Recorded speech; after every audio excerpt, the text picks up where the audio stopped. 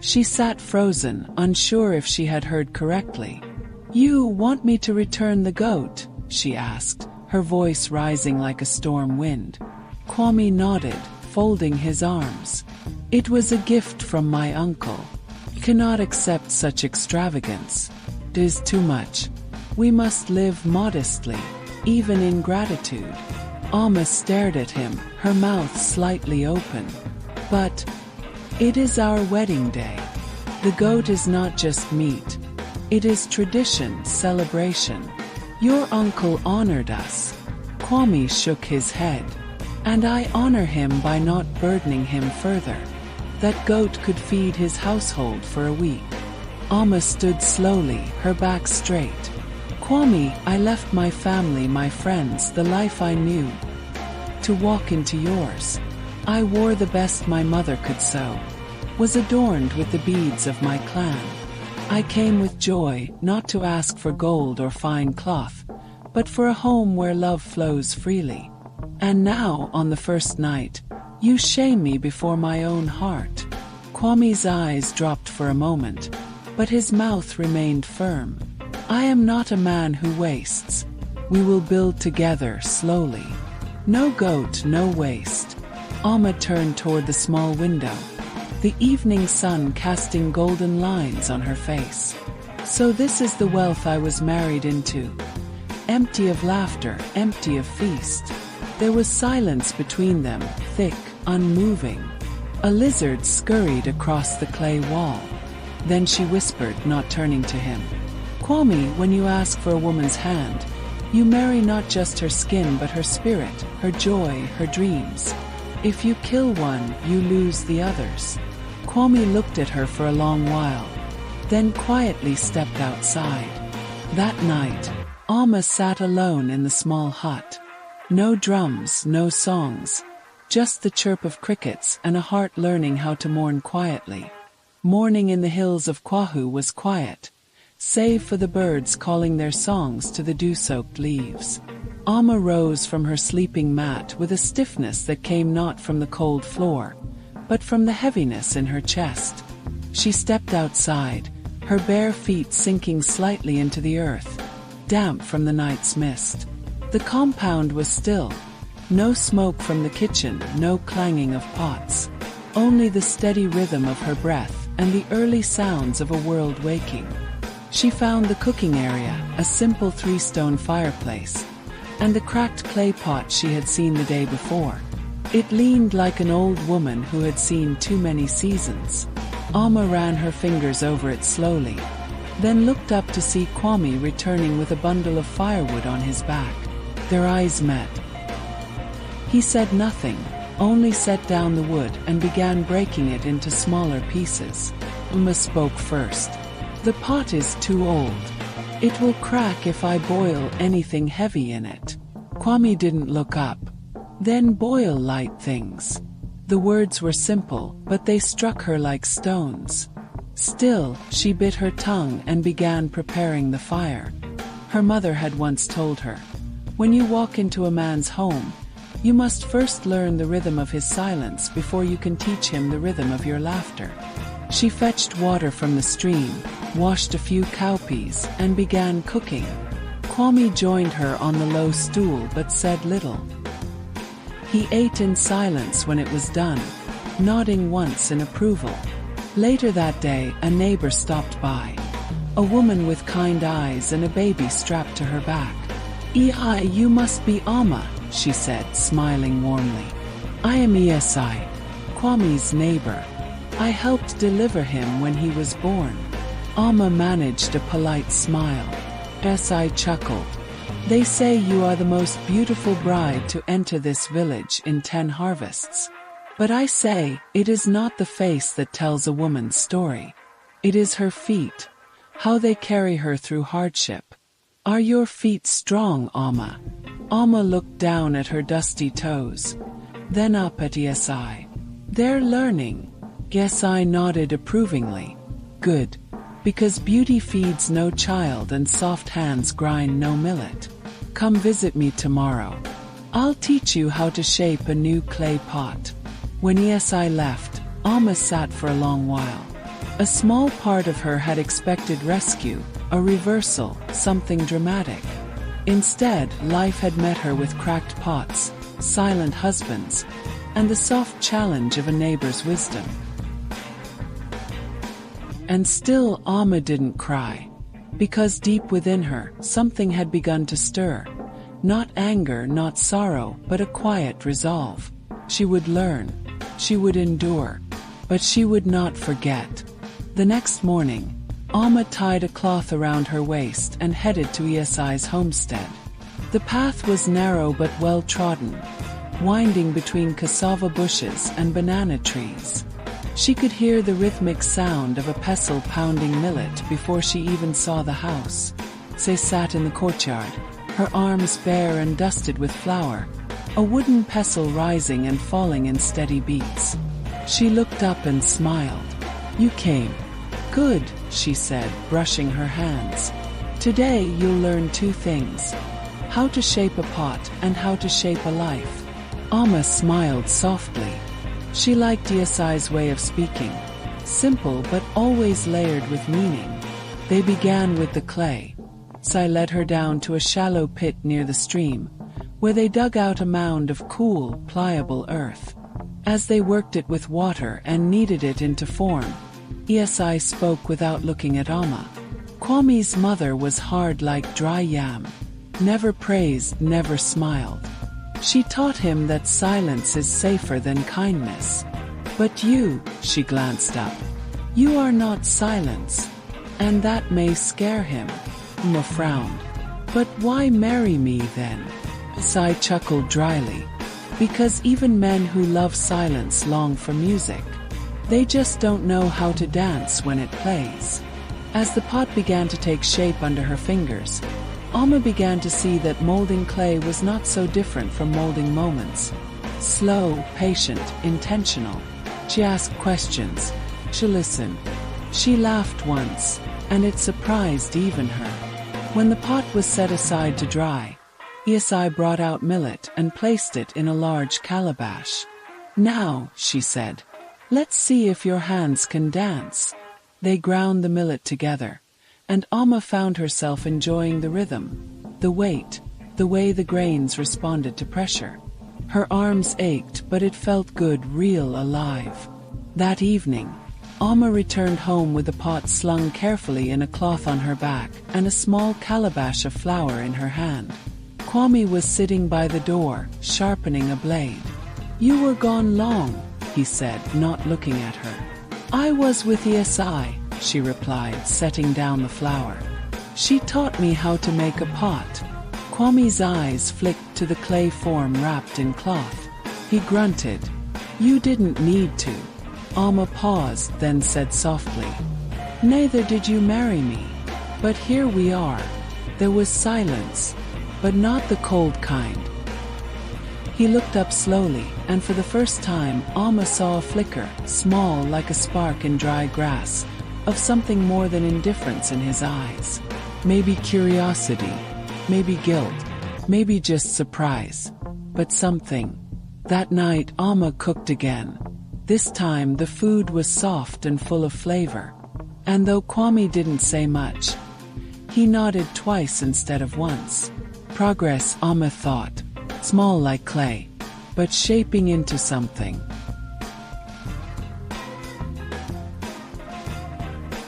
Alma began to wake earlier now.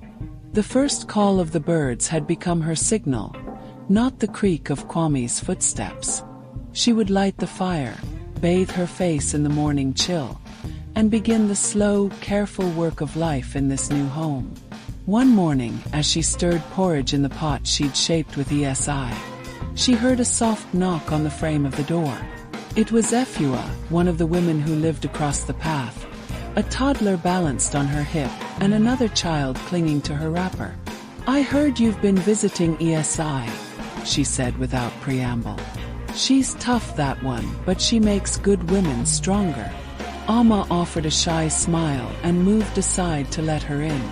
"Would you like some porridge?" Adjoa accepted the bowl, sat, and looked around. "It's quiet here." Alma stirred the pot, nodding. "Kwame is." not a man of many words. Efua's laugh was light but knowing. Few men are, especially the ones who feel too much and say too little. But the village is watching, Amma. They say you are learning fast. Amma blinked. The village? Efua leaned in, lowering her voice. They watched the bride price, remember? You married into wealth, but you live like one of us. That confuses people. They're waiting to see if you will break or bloom.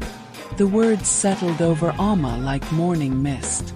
Later that day, as she fetched water from the river, more women greeted her. Some offered her calabashes of shea butter. Others gave advice, laughter, even small jokes about marriage.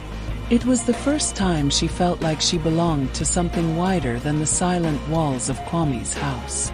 But as the sun began to fall behind the baobab trees, Amma noticed a group of older women near the shrine tree, whispering. She wasn't close enough to hear their words, but she saw how one pointed in her direction. That night, she asked Kwame as they ate beneath the flickering lantern light, "Why do they whisper about me?" Kwame's jaw tightened. He swallowed and set his bowl aside. "You're not from here. And you're not the wife they expected." What wife did they expect? He stared at the fire for a long time. Then finally, someone like them. Silent, obedient, invisible. Amma's heart ached, not for herself, but for the boy he must have once been, and the expectations that had hardened him like overbaked clay. She reached for his hand. Not boldly, just a brush of fingers. "I don't want to be invisible, Kwame. But I don't want to shame you either." He didn't pull away. And that, in its quietness, was a beginning. The dry season approached with its cracked earth and golden skies. The villagers began preparations for the Obanayam festival, a time to honor ancestors, give thanks for harvests past, and pray for rain to bless the soil once more. Amma had only heard of such festivals in passing. In her father's house, her mother would speak of them with a wistful smile, remembering music, dancing, and the way fireflies would swarm like spirits around the baobab trees. Now, Amma stood before a woven basket full of cassava roots, invited to help prepare the communal feast. It was Esi who called her to the task. "You can slice, can't you?" she said, her usual gruffness tempered by the faintest smirk. "I can," Amma replied, rolling up her sleeves. Around her, women worked in rhythm. Some pounded yam, others sang old songs that seemed to rise from the ground like incense. Even Efua danced between pots and fires, her baby tied to her back with a cloth printed in fish bones and cowrie shells. Amma sliced, stirred, and listened. Then, as if the wind had changed, a silence fell. Heads turned. A figure approached from the direction of the elder's compound. Tall, elegant, lips drawn into a tight line. It was Kwame's sister, Adjoa. Amma had met her once, briefly. The memory had not been kind. Cold eyes, curt words. Adjoa walked straight to the cooking circle and picked up a clay bowl Amma had just filled with groundnut paste. "You've been busy," she said. Her voice was neither warm nor cruel, just sharp like a knife tested on stone. "Helping as if you were born here." Amma swallowed. "I want to contribute." Adjoa laughed once, dryly. "Wanting is different from belonging. Don't confuse the two." Si, who had been listening in silence, suddenly stood up. "She slices like a village wife. She sweats beside us. If that doesn't earn her a place, then what does?" Adjoa gave Esi a long, unreadable look. "Blood matters. Name matters." She turned and walked away, the dust of her steps rising like stirred ash. Amma kept her hands steady, though inside her, heat boiled hotter than any of the festival pots. That evening, Kwame returned from his father's compound and found her sitting outside, rubbing her sore palms with shea butter. He sat beside her. Adjoa visited the women. She did. He exhaled slowly. She thinks our father made a mistake, marrying me into another village to someone without connections here. She believes blood should circle back into blood. Amma looked at him. And what do you think? Kwame gazed at the stars. I chose the only woman who ever looked me in the eye without fear or greed. That should be worth something. For the first time, Amma felt the walls around his heart crack. Not collapse, but shift just enough for warmth to escape. In the distance, drums began to thrum for the Obanayam festival. The fireflies danced again. But Amma knew, in this village of whispering mouths and watching eyes, she would have to fight not just to survive, but to belong. The Obanayam festival came with the rising of the red moon. Children ran through the village with painted cheeks, and old men sat in clusters, recounting stories with mouths stained from chewing kola nut. The air smelled of roasted yam, spiced okra stew, and palm wine that flowed like a river loosened from a dam. Amma had never seen so many people gather in one place without conflict. Every compound released its best. Mats woven with new patterns, garments dyed in the deepest indigo, headscarves shaped like royal crowns. Music, raw, alive, and thunderous, poured from carved drums and wooden flutes.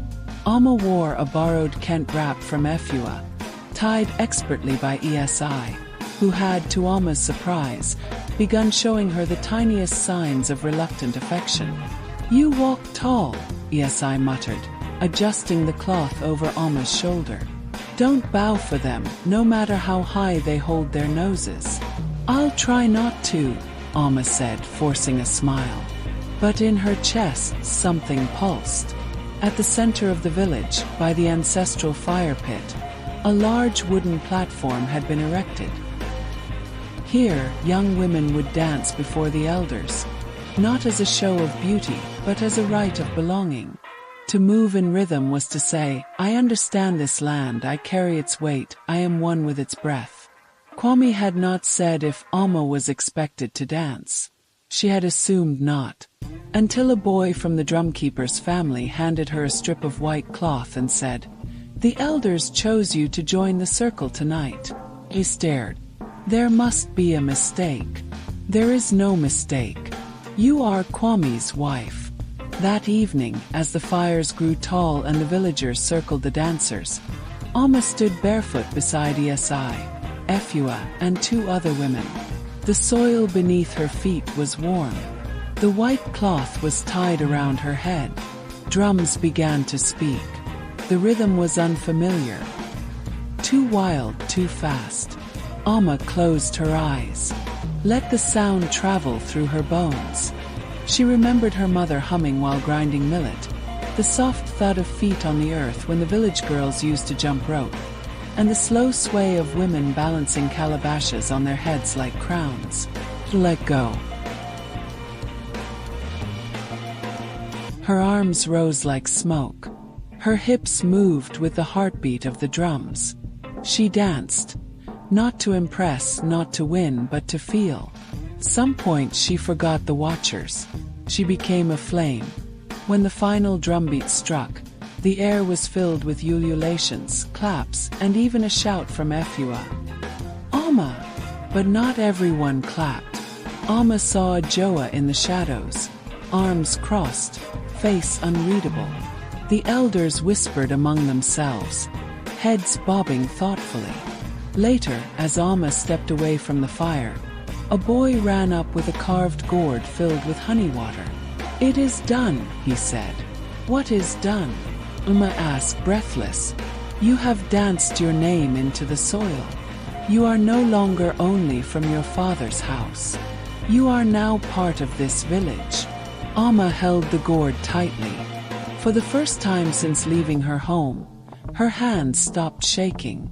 But the next morning, she would learn something else. That in villages where roots run deep, being accepted was only the beginning. The morning after the Festival of Fire and Ice was supposed to be filled with laughter, songs, and the slowness that follows a night of dancing. But something was wrong.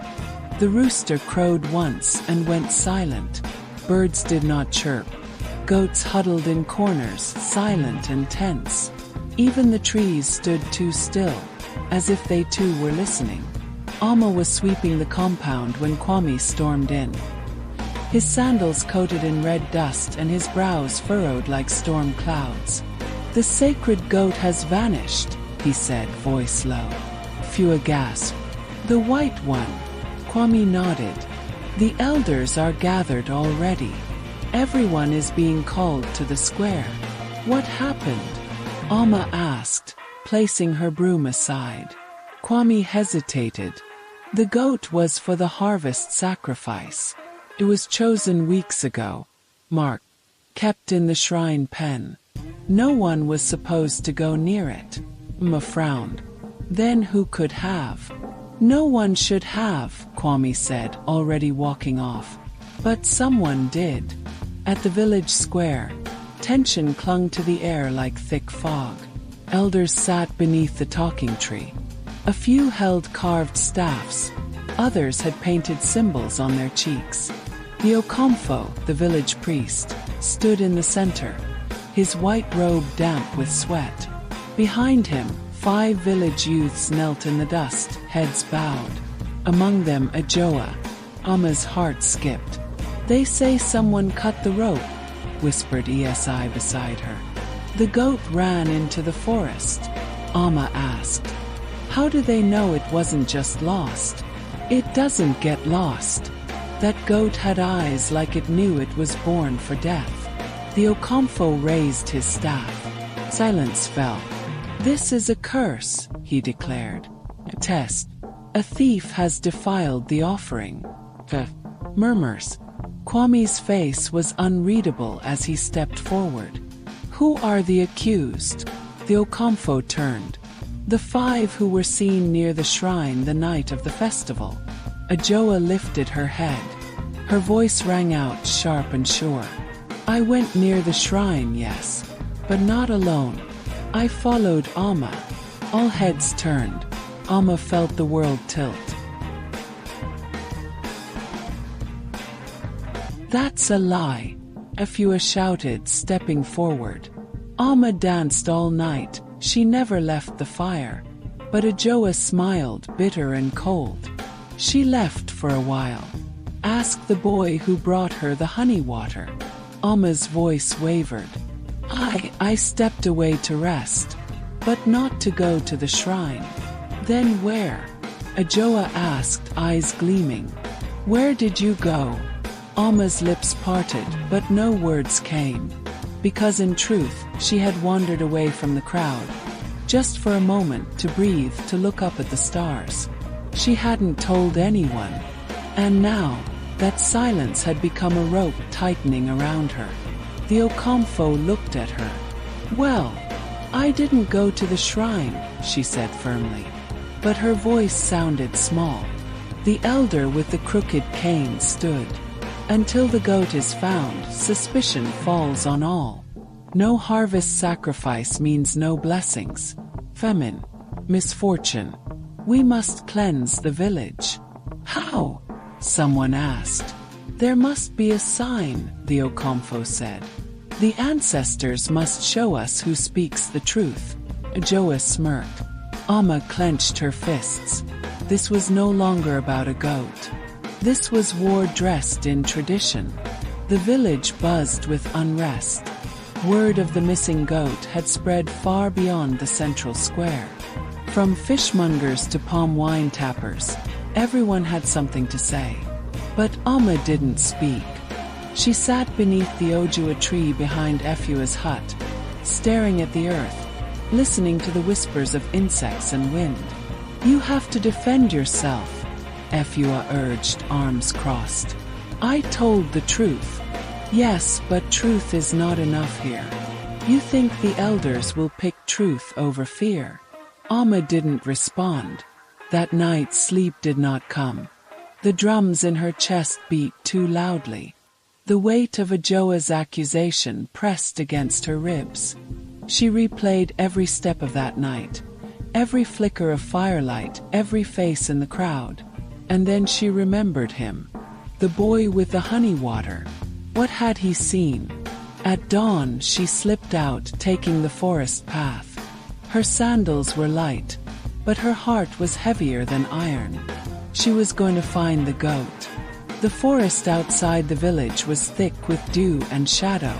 Alma moved carefully, remembering what her grandfather used to say. The forest is alive, child. It listens more than it speaks. She listened. She followed broken twigs, faint hoofprints in the wet earth. At one point she paused. Something shimmered on a low bush. Goat fur. She knelt, touched it and followed. The trail led her deeper, past familiar trees and into a place she did not recognize. There, in a clearing, under a cluster of ntorobe trees, she saw it. The goat. It was lying on its side, but breathing. Its eyes opened as she stepped closer, and it did not flee. Instead, it made a strange sound, almost like a low bleat mixed with a whimper. Around its neck was the broken rope. And beside it, scattered leaves. Alma looked closer. Among the leaves was a strip of fabric, blue and gold. Her heart stopped. That was Adjoa's Kent. When Alma returned to the village, the drums had already begun. The Okomfo had prepared the trial. 5 bowls of water sat in the square, each with a white pebble submerged. The accused were to reach in. If the water turned cloudy, the ancestors had judged them guilty. But Alma stepped forward, eyes blazing. "I found the goat," gasps rang out. The Okomfo narrowed his eyes. "Where?" "In the northern forest, near the ntorobe grove." One of the elders stood. "You expect us to believe this?" Alma held up the goat's rope and the torn cloth. This was beside it. She turned to Adjoa. "This is yours." Adjoa's mouth twitched. "Many people wear that cloth. Not with your scent. I know the perfume you use. It's made from kuto and rose leaf. I smelled it on the cloth." The crowd murmured. Alma continued, voice calm. "I think you let the goat out. I think you wanted me to be blamed. And I think you never expected it to be found." The Okomfo turned to Adjoa. "What do you say?" Adjoa laughed. "A brittle, broken thing. I say this girl is too clever for her own good." She spat at the ground and walked away. The Okomfo sighed. "The ancestors have spoken through the goat's return. The offering will be made. And this child," he looked at Alma, "has shown courage and wisdom." Alma stood still as the villagers clapped, praised, called her name. But she was not smiling. She was remembering Adjoa's last look, the promise in her eyes that this was not over. And she knew the games of jealousy had only just begun. That evening, the sun dipped low over the hills, casting a golden net across the village. Alma sat outside her hut, her hands resting on her knees, heart still thudding with the tension of the day. The goat was safe, the truth revealed. But peace had not returned. Not entirely. A shadow fell across her doorway. It was the Okomfo. Alma stood quickly, bowing her head slightly. "Eldest." He gestured for her to sit. "You were brave today," he began. "Many in this village would have folded under such weight. I only did what I had to. And yet, few would have done the same." His voice softened. "You see things that others do not. You notice details. You listen to silence. These are the eyes and ears the spirits respect." Alma looked at him, puzzled. He smiled. "I want you to come to the shrine. As my apprentice." Her breath caught. "The path is not easy," he said. "You will learn to read signs in water, to speak to the wind, to call out lies hidden behind smiles. And you will be feared, as all truth-tellers are. Amma hesitated. Why me? The Okomfo tilted his head. Because you did not ask for power, but you walked in its shadow today. She stared at her hands. Mud still clung to her nails from the forest. Her stomach turned with both pride and fear. Can I think about it? He nodded. You have 3 nights. On the 4th, come to the sacred stone before sunrise. If you do not come, I will know your answer. And with that, he rose and walked away, his staff tapping the ground with soft finality. That night, the stars blinked above like the watchful eyes of ancestors. Amma could not sleep. She thought of her mother's quiet strength, of Efua's loyalty, of Adjoa's sharp jealousy. She thought of Kwame too, the husband who did not see her fully, but perhaps could learn. If she joined the Okomfo, her days would no longer belong to hearth and home. And yet, wasn't this a kind of power she had longed for? Not over others, but over her own fate. Elsewhere in the village, Adjoa watched the shadows from her window. She'd heard of the offer. Course she had. The gossips in the market moved faster than wind through cassava leaves. Her hands trembled as she ground herbs in a bowl. Not for healing, but for something darker. If they raise her up, she muttered, I will pull her down. She lit a small clay lamp and stared into the flame. She would find her own path to power, and it would not be clean. The village lay in a hush before dawn, blanketed by mist and the silence of sleeping spirits. The cock had not yet crowed when Amma slipped from her hut, bare feet brushing dew from the grass. She clutched a cloth bag holding a calabash of water, a white cloth, and a kola nut, offerings the Okomfo had instructed her to bring if she chose to come. As she neared the sacred stone at the edge of the forest, an ancient monolith etched with carvings older than memory, she felt its pull, like the earth itself was breathing beneath her soles. The Okomfo stood waiting, robed in white, his face unreadable in the dim light. You came, he said simply. I did. He nodded and turned to the stone. Kneel. Amma obeyed, the cold grass soaking her knees. The Okomfo took the items from her hands and placed them carefully on the stone. Today you are reborn, not as a wife, not as a daughter, but as a keeper of knowledge. He broke the kola nut in half and placed one piece on her tongue. For wisdom. He poured water over her hands. For purity of action. And finally, he draped the white cloth over her shoulders. For the spirits to recognize you. Then he leaned close and whispered, You will learn the language of wind, the secrets in fire, and how to walk through lies like mist. But never forget, Amma. Those who hold the truth are often hated by those who live in darkness. Amma's heart pounded. She nodded once. Behind her the first bird sang. The sun was rising. Her new life had begun. Adjoa stirred a dark brew in a cracked gourd, muttering words she had learned in secret. Snippets from her grandmother, from old women at the river, from market whispers not meant for young ears.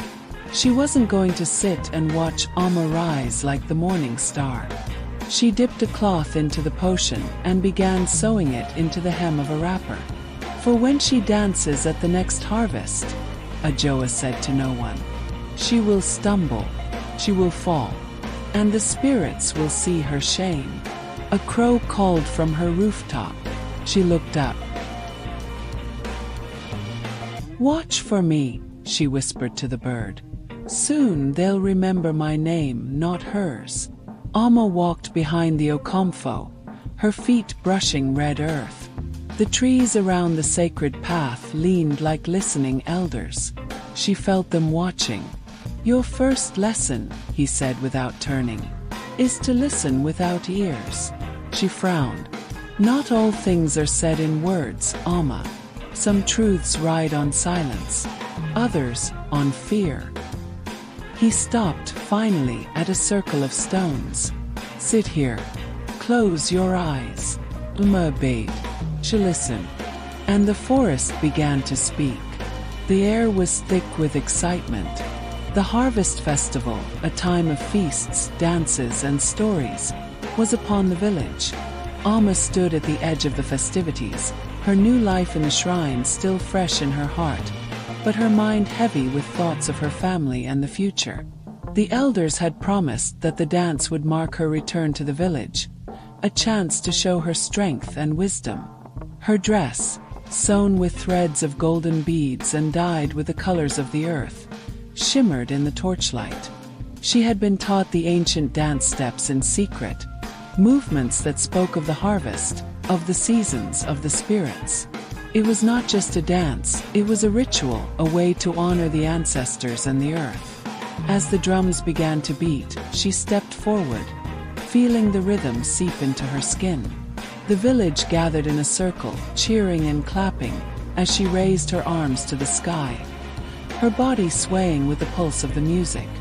Her feet moved in fluid patterns, and her heart opened to the rhythm of the earth beneath her. But as she twirled, something tugged at her, an unfamiliar heaviness in her legs. She stumbled, her balance faltering for a brief moment before she regained it. A cold chill swept through her, like a shadow passing over her skin. She paused, confused, but the music carried her again, urging her to move.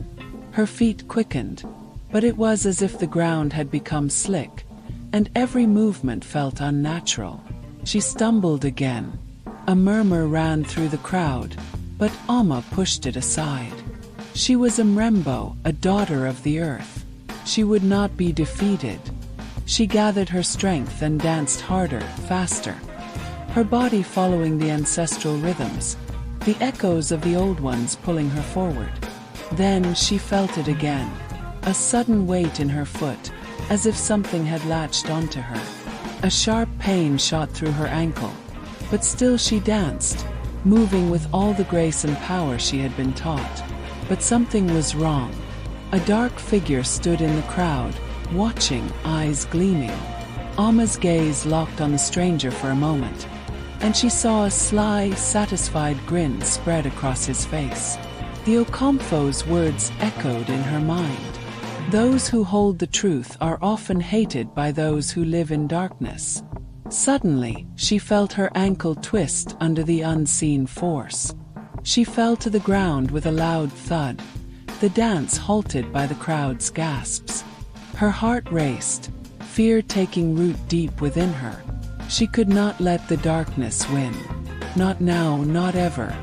The crowd circled around her, and for a moment she heard the whispers. Some were concerned, others curious, but one voice stood out among the rest.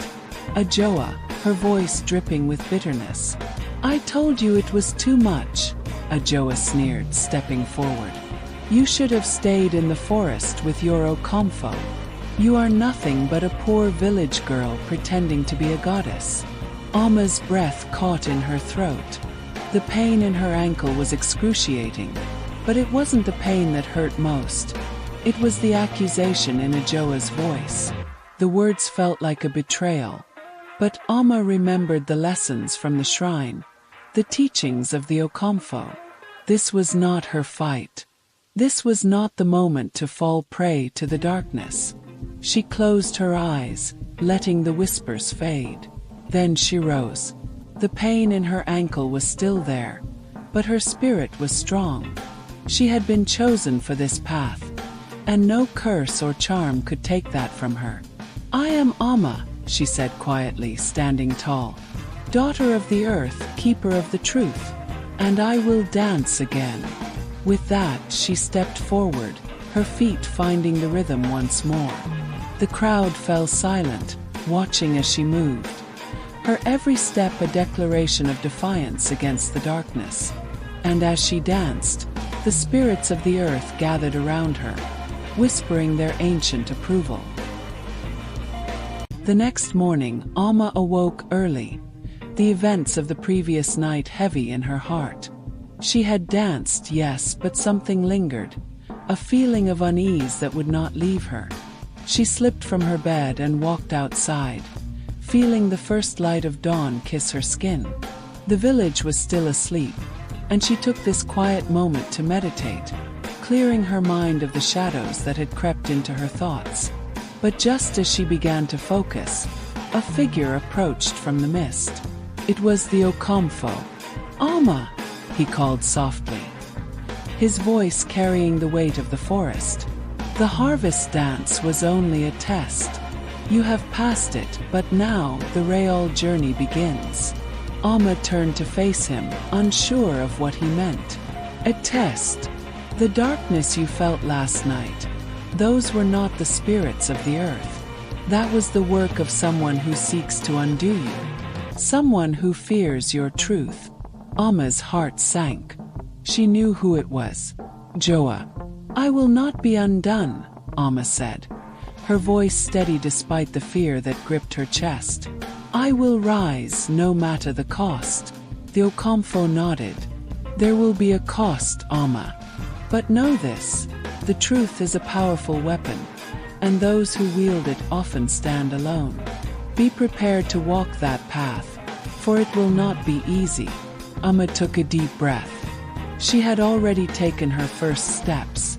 There was no turning back now. The days that followed the harvest dance were long, and the air felt heavy with tension. Alma's ankle healed, but the weight of the Okomfo's words never left her. She had passed the test, yes, but what did that truly mean? What did it cost to hold the truth, to be the bearer of such power? Adjoa's words still echoed in her ears, though she had tried to brush them aside. There was something in the way Adjoa had spoken that gnawed at her. It was not just jealousy, it was something deeper, something darker. Alma could feel it in the way the villagers now looked at her, a mix of admiration and suspicion. But she could not dwell on that.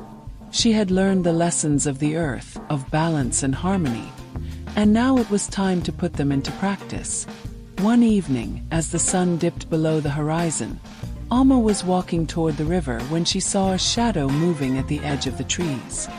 Her instincts told her to be cautious, but curiosity pulled her forward. As she approached, the shadow became a figure, Adjoa. Alma stopped, eyes narrowing. The woman stood with her back to Alma, staring at the river, her posture stiff and uneasy. The wind rustled the trees, and for a moment, neither of them spoke. Finally, Adjoa turned, her face cold and unreadable. "You think you are above me now, don't you?" she said, her voice bitter. Alma was silent for a moment. "I don't think I am above anyone, Adjoa. I simply follow the path I was given." "Your path?" Adjoa scoffed, stepping closer. "Your path is a lie. The Okomfo's magic is nothing but an illusion. You cannot change what is already fated." Alma shook her head. "You don't understand. The Okomfo doesn't give magic. He teaches us how to see the world as it is, how to work with the earth, the spirits, and the ancestors." "And what of the village? What of the people who will suffer when they see your so-called powers?" Adjoa's eyes glinted dangerously. "What of the elders who fear you, Alma? They will come for you. You think they will let you disrupt the way things are?" Alma stepped back, feeling the weight of the world pressing down on her. She had feared this moment. The truth had always been difficult to accept, but now it seemed like a curse. Adjoa's anger was not just jealousy, it was fear. "I don't want to disrupt anything," Alma said quietly. "I just want to help the people. I want to bring balance." Adjoa let out a bitter laugh. "Balance? There is no balance in this world. Only power and those who wield it." She stepped closer, her voice lowering to a whisper. "You don't understand the price you'll pay for this, Alma. The spirits do not give their gifts without asking for something in return." Alma stood firm, her heart pounding. She had heard this before, the warnings about the cost of power, the sacrifice that always came with it. But she had chosen her path, and no matter what, she would walk it. "I understand, Adjoa," she said, her voice unwavering. "I understand better than you think." Without another word, Adjoa turned and disappeared into the trees, leaving Amma standing alone by the river, her thoughts swirling. The next morning, Amma set out for the sacred forest. The villagers watched her with a mixture of curiosity and apprehension. They had heard the stories of the forest, of the spirits that dwelled within it, of the trials it presented to those who sought its blessings. Some whispered that none who had entered had returned unchanged, while others believed the forest would reveal the true nature of those who dared to seek its secrets. Amma walked with purpose, her feet light upon the earth, her mind clear and focused. She had come to accept the weight of her power, but now she would face the spirits, not as a seeker of gifts, but as one who wished to understand. As she entered the forest, the world seemed to shift around her. The trees grew taller, their trunks twisted and gnarled, their branches heavy with ancient wisdom. The air was thick with the scent of earth and herbs, and the light filtered through the leaves in a soft, golden haze. The forest was both beautiful and eerie, its silence broken only by the distant calls of birds and the rustling of leaves underfoot. Amma knew that this was a place of deep magic, a place where the spirit world and the physical world intertwined. She walked slowly, her senses alert, feeling the weight of the ancestors watching her from the shadows. After hours of walking, she came to a clearing. In the center stood a great stone, smooth and black, with ancient carvings etched into its surface. The air around it hummed with energy, and Amma felt a pull, as if the stone itself were calling her. She approached cautiously, her heart pounding in her chest. As she reached the stone, she placed her hand on its cool surface. The moment she did, the carving seemed to shift, glowing faintly in the dim light. Amma closed her eyes, feeling the pulse of the earth beneath her fingers, the rhythm of the spirits that had guided her thus far. Suddenly, a voice broke the silence. "Why have you come, Amma?" The voice was not one of a man or woman, but of the forest itself, ancient and timeless. Amma straightened, her heart quickening. She had known this moment would come, but the voice of the forest was deeper than she had anticipated. "I have come to learn," she said, her voice steady despite the fear that crept at the edges of her mind. "I have come to understand the truth, to walk the path of balance, and to restore what has been lost." The forest was silent for a moment, and Amma wondered if she had said the wrong thing. But then the voice spoke again, this time gentler. "The path of balance is not an easy one, Amma. It requires more than understanding. It requires sacrifice." Amma nodded. She had heard the stories, knew the cost of true wisdom. "I am willing to sacrifice whatever is needed, for the village, for the earth." The voice seemed to hum, as if considering her words. "Very well. You must choose. Take from the forest a gift that will aid you, or take the knowledge of what the earth asks in return. One path leads to power, the other to wisdom." Amma stood still, her mind racing. She knew that the forest was offering her a choice, one that would shape her future. A gift of power would allow her to claim her place as a leader, to wield the strength needed to guide the village. But the knowledge of what the earth asked in return, that was something far more elusive, far more dangerous. After a long pause, Amma made her decision. "I choose wisdom," she said, her voice steady, though her heart was heavy with the weight of her choice. The forest seemed to acknowledge her decision. The air around her shifted, and the carvings on the stone glowed brighter, then faded into darkness. Amma stepped back, the weight of the moment settling into her bones. She had chosen a path that few ever walked, a path of sacrifice, of understanding the deeper currents of the world. As she turned to leave the clearing, she saw something gleaming on the ground near the stone. It was a small, smooth stone, black like the one she had touched, but it pulsed with a faint inner light. Amma picked it up, feeling its warmth, and knew that this was the token she had been sent to find. With the stone in her hand, she began her journey back to the village. The spirits had spoken, and the trial was complete. But Amma knew that her true test was only just beginning. Amma's steps were slow but steady as she made her way back to the village. The stone in her hand, warm and pulsing with an otherworldly light, was a symbol of both her success and the weight of the decision she had made. The forest had granted her wisdom, not power, and though she understood the importance of her choice, there was a part of her that wondered if the villagers would understand the sacrifice she had made. As she emerged from the dense trees into the open clearing, the sun was beginning to set, casting a golden hue over the village. The villagers were gathered around the fire, their voices low in conversation as they noticed her approach. The elders, seated near the center of the gathering, were the first to spot her. They straightened, their expressions a mix of curiosity and expectation. Amma walked towards them, her eyes focused on the ground, her heart heavy with the weight of the trial. As she neared the fire, the elders rose, and the murmurs from the villagers quieted. The moment of revelation had arrived. She held out the stone, the token from the forest, its light casting an ethereal glow across her face. The silence that followed was thick with anticipation. "The forest has spoken," Amma said, her voice steady but filled with emotion. "I have chosen wisdom over power, knowledge over the strength to command. The earth has given me a token of its gift, a symbol of what lies beneath the surface, what we must all come to understand."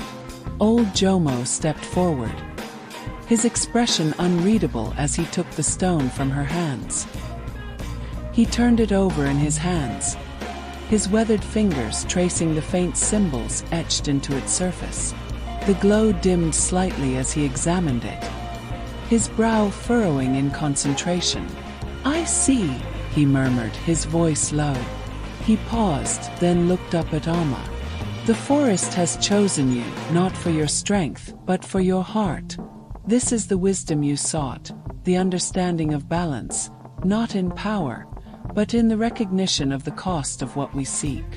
Amma felt the weight of his words, and the villagers, who had been silent until now, exchanged looks of uncertainty and awe.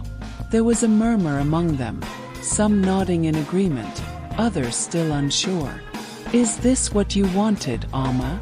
Mzi Kofi, the eldest of the villagers, asked, his voice cautious. "To return without the strength to protect us, but with wisdom. Is that what the earth has given you? Wisdom is a gift, but can it feed the hungry, heal the sick, or defend the village?" Amma met his gaze, her heart heavy with the truth of his words. She had chosen wisdom, but would it be enough? Would it satisfy the needs of a people who lived in constant struggle, a people who had grown accustomed to fighting for survival? "The earth has given me something deeper," she said, her voice rising with newfound conviction. "It has shown me that true power lies not in dominating or controlling, but in understanding the needs of the land and its people.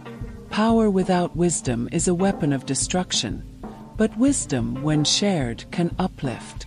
We must learn to live in harmony with the earth, not fight against it."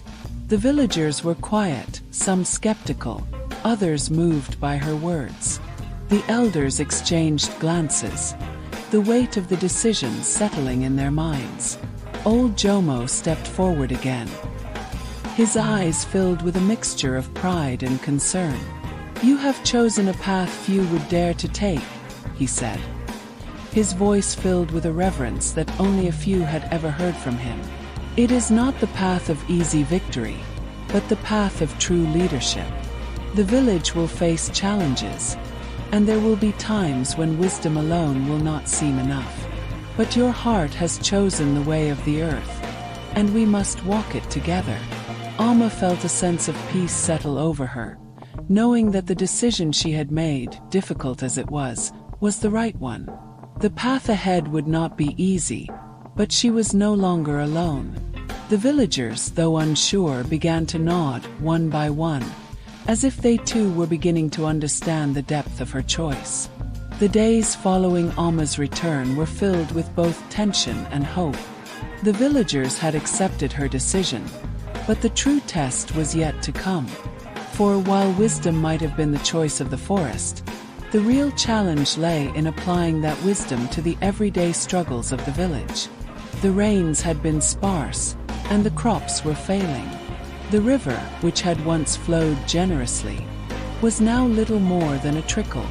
The people of the village had begun to whisper of famine, of hardship that seemed unavoidable. Some turned to the elders for answers, while others sought out Alma, hoping her wisdom would provide them with the answers they so desperately needed. One morning, as Alma stood by the riverbank, she watched the water flow sluggishly by, its usual strength now reduced to a weak stream. The sky above was cloudless, the sun harsh on her skin. She closed her eyes, feeling the warmth of the earth beneath her feet, listening to the faint hum of life that still lingered in the air. "Mama, Alma!" A voice called from behind her. It was Muthoni, her younger sister. "They are asking for you." Alma turned, smiling gently at her sister. "Tell them I'll be there soon," she said. "I need to think on this for a while." Muthoni nodded and ran off, but Alma remained standing by the river, the pull of the earth urging her to stay. She knew that the village was waiting for her to offer a solution, but the truth was, there was no simple answer.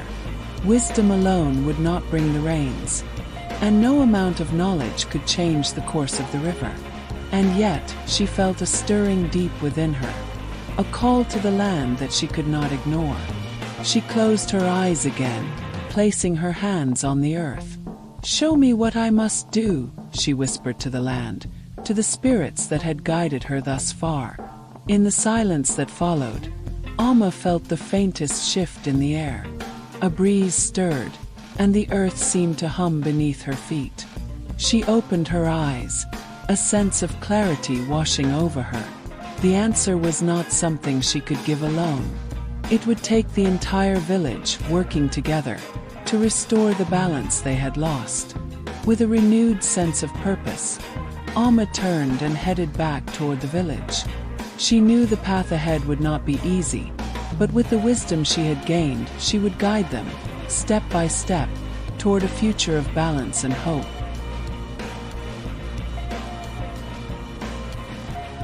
The village was quiet the next morning as Alma gathered the people by the central fire. She could see the worry etched on their faces, desperation, frustration, and fear. The crops were withering, and the earth itself seemed to hold its breath. Yet Alma knew that this moment was not one for despair but for action. She stood before them, her heart steady, her mind clear. The stone from the forest, now dark and dormant, hung from her neck like a silent reminder of the wisdom she had gained. She had come to realize that her role was not to provide a single solution, but to bring the villagers together in the spirit of unity. For it was only through collective strength that they could overcome the challenges ahead.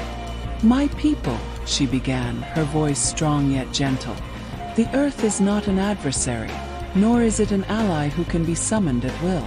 It is a partner, one that requires respect and understanding. We have forgotten how to work with it, how to ask for its blessings and give back in return. But the time has come for us to learn again, for the good of all." The villagers were quiet, listening intently. Alma could see that some of the elders were skeptical, unsure if this was truly the answer they sought. But others, especially the younger members of the village, were eager for change, ready to believe in the possibility of harmony with the land. We must ask the earth for forgiveness and offer our own hands in return, Amma continued. We cannot continue to take without giving. We must plant not just crops, but hope. Not just food, but unity. She paused for a moment, letting her words sink in. Then, with a purposeful motion, she held up her hand to the sky. We will gather the villagers, each of us offering a part of ourselves. Our skills, our time, our love for the land. Together, we will work to heal the earth, to renew what has been lost. The elders exchanged uncertain glances, but Mzee Kofi, ever the skeptic, stood up and addressed Amma. You speak of unity, but do you truly believe the earth will listen to us? What if the rains do not come? What if our efforts are in vain? Amma's gaze remained steady, unshaken by his words. I cannot promise that the rains will fall tomorrow, or that our crops will return immediately, but I promise that we will learn to live in harmony again. And that is the beginning of change. Mzee Kofi was silent for a long time, his eyes searching Amma's face as if trying to find some hint of doubt. Finally, he sighed and nodded. You have the courage of the young. I see now that it is not just wisdom you seek, but action. Let us see if your faith in the earth is well placed. With that, Amma gathered the villagers into groups. They would work together, each group tending to a different task. Some would go to the fields to till the soil. Others would gather water from the distant river, while others would prepare the sacred offerings to the earth. It was a communal effort, and Amma knew that this was what was needed, a collective bond with the land and with one another. That evening, as the sun dipped below the horizon and the village gathered once more around the central fire, Amma led them in a ceremony of offering. The villagers had brought their gifts: freshly harvested herbs, clay pots, and woven baskets filled with the best of their crops, no matter how small. Each gift was an offering of gratitude, a sign that they were ready to reconnect with the earth. Amma stood at the head of the fire, her voice carrying the ancient words of the ritual. Great earth, great sky, we offer these gifts in humble thanks. May our hands be worthy, and may our hearts be true. We ask that you guide us back to balance, to the harmony that once existed between us. The fire crackled, and the air seemed to stir as the villagers joined their voices in a chant of unity, a prayer for the earth and the skies above. As they sang, the winds began to pick up, stirring the branches of the trees and causing the flames of the fire to dance higher. It was a sign, though subtle, that something was shifting. The land was listening. As the night deepened, Amma felt a deep sense of peace settle over her. She knew that the path ahead would not be without its struggles, but for the first time, she felt certain that the village was on the right path. The earth had not abandoned them. It had only been waiting for them to remember how to ask for its help. The following morning, as the villagers gathered once more by the river, they were greeted by an unexpected sight. Clouds had gathered in the sky, thick and heavy, the promise of rain in the air. The once dry riverbed was beginning to fill, and the crops in the fields, though still fragile, seemed to respond to the renewed care they had been given. Amma stood at the edge of the river, watching the water flow stronger now, the earth beginning to reclaim its vitality. She felt the pulse of life returning, a deep, rhythmic beat that was both comforting and humbling. We have done it, she whispered to herself, a smile tugging at the corners of her lips. We have healed the land, and in turn, it will heal us. Mzee Kofi approached her, his expression thoughtful. You were right, Amma. It was not power we needed, but unity. And with it, we have renewed our connection with the earth. Amma nodded, feeling the weight of his words. It is not just the earth that we must heal, but ourselves. We must remember that we are all part of the same cycle, that the land's suffering is our suffering, and its prosperity is our prosperity. As the villagers stood together by the river, watching the earth come back to life, Amma knew that this was only the beginning. There would always be challenges, always struggles. But with unity, wisdom, and respect for the land, the village would endure. In the days that followed, the village seemed to come alive in ways Amma had never imagined. The rains, though light at first, were a welcome gift, and the crops that had once wilted under the harsh sun began to show signs of new life. The once dry riverbed filled with water, and the trees in the village grew greener, their leaves shimmering in the breeze. It was as though the earth itself was breathing again. Amma walked through the village, her heart light as she watched the people work together. The younger villagers, inspired by the renewal of the land, worked harder than ever, tending to the fields with dedication. The elders, their faith in Amma's leadership slowly growing, began to offer their knowledge more freely, guiding the younger generation in how to plant and harvest with respect for the earth. The village had not only healed the land but had begun to heal itself, rekindling bonds that had once been strained. Amma's vision for unity was taking root in every corner of their lives, and the ripple effect could be seen in the way people shared their time, knowledge, and resources. Yet even in this moment of peace, Amma knew that the winds of change were always shifting, and there were still many challenges ahead. She could feel the weight of responsibility on her shoulders, the understanding that her journey was far from over. The land was recovering, but what of the future? What of the new challenges that would inevitably come? One afternoon, as Amma sat with Mzee Kofi by the river, watching the sun dip below the horizon, they saw a group of strangers approaching the village. They were unlike anyone the villagers had ever seen, dressed in bright foreign clothing, with strange markings on their skin and equipment that Amma could not recognize.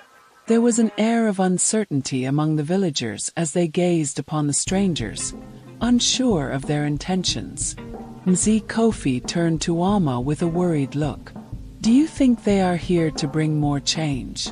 Or is this another test for our village?"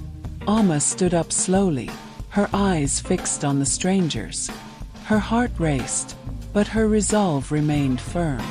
The earth had taught her patience and unity, but it had also shown her the importance of being prepared for the unexpected. This was a new chapter, one she had not anticipated, but one she would face with the same determination as before. "We will meet them with respect," Amma said quietly.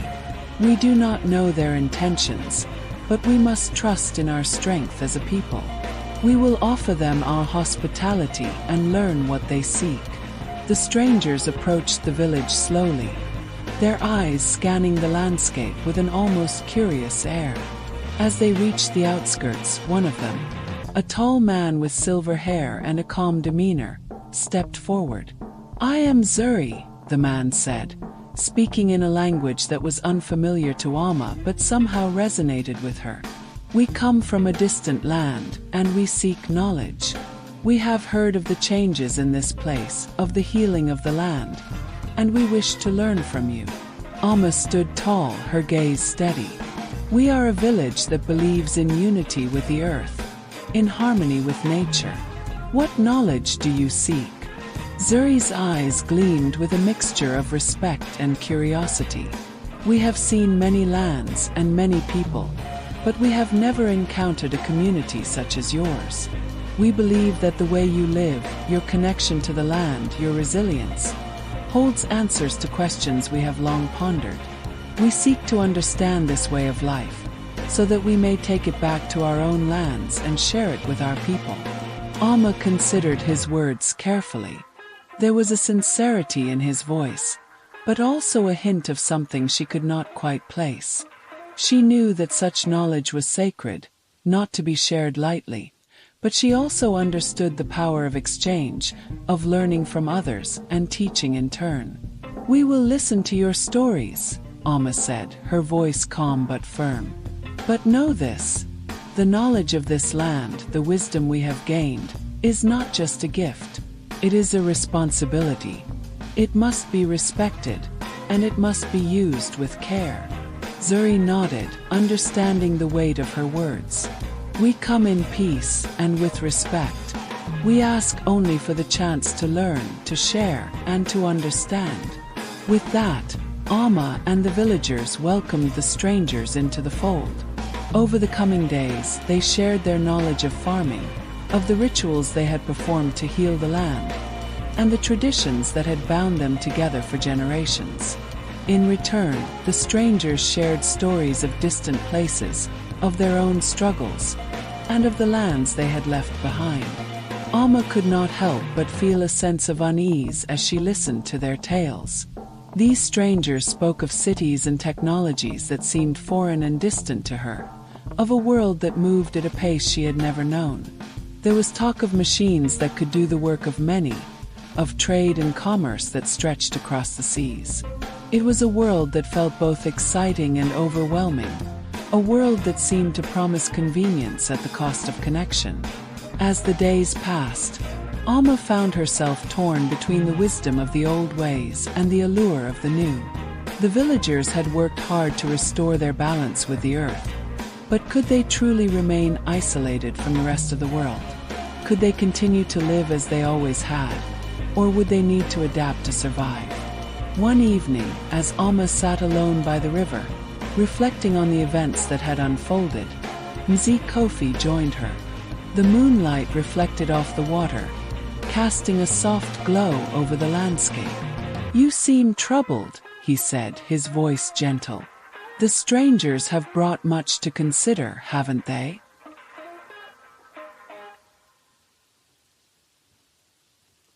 Amma nodded slowly, her mind filled with questions.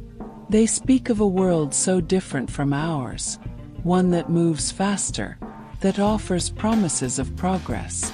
But at what cost, Kofi?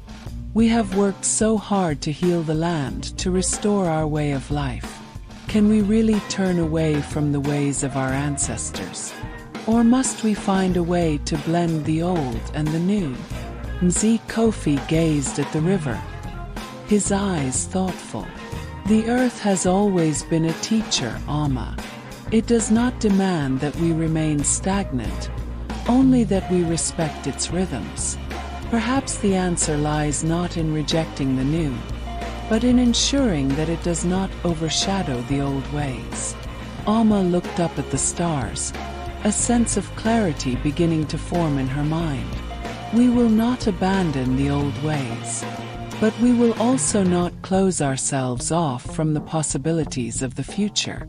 We will find a balance, a way to honor the earth while embracing the changes that come our way." With that, Amma stood, her heart resolute. The path ahead was unclear, but one thing was certain.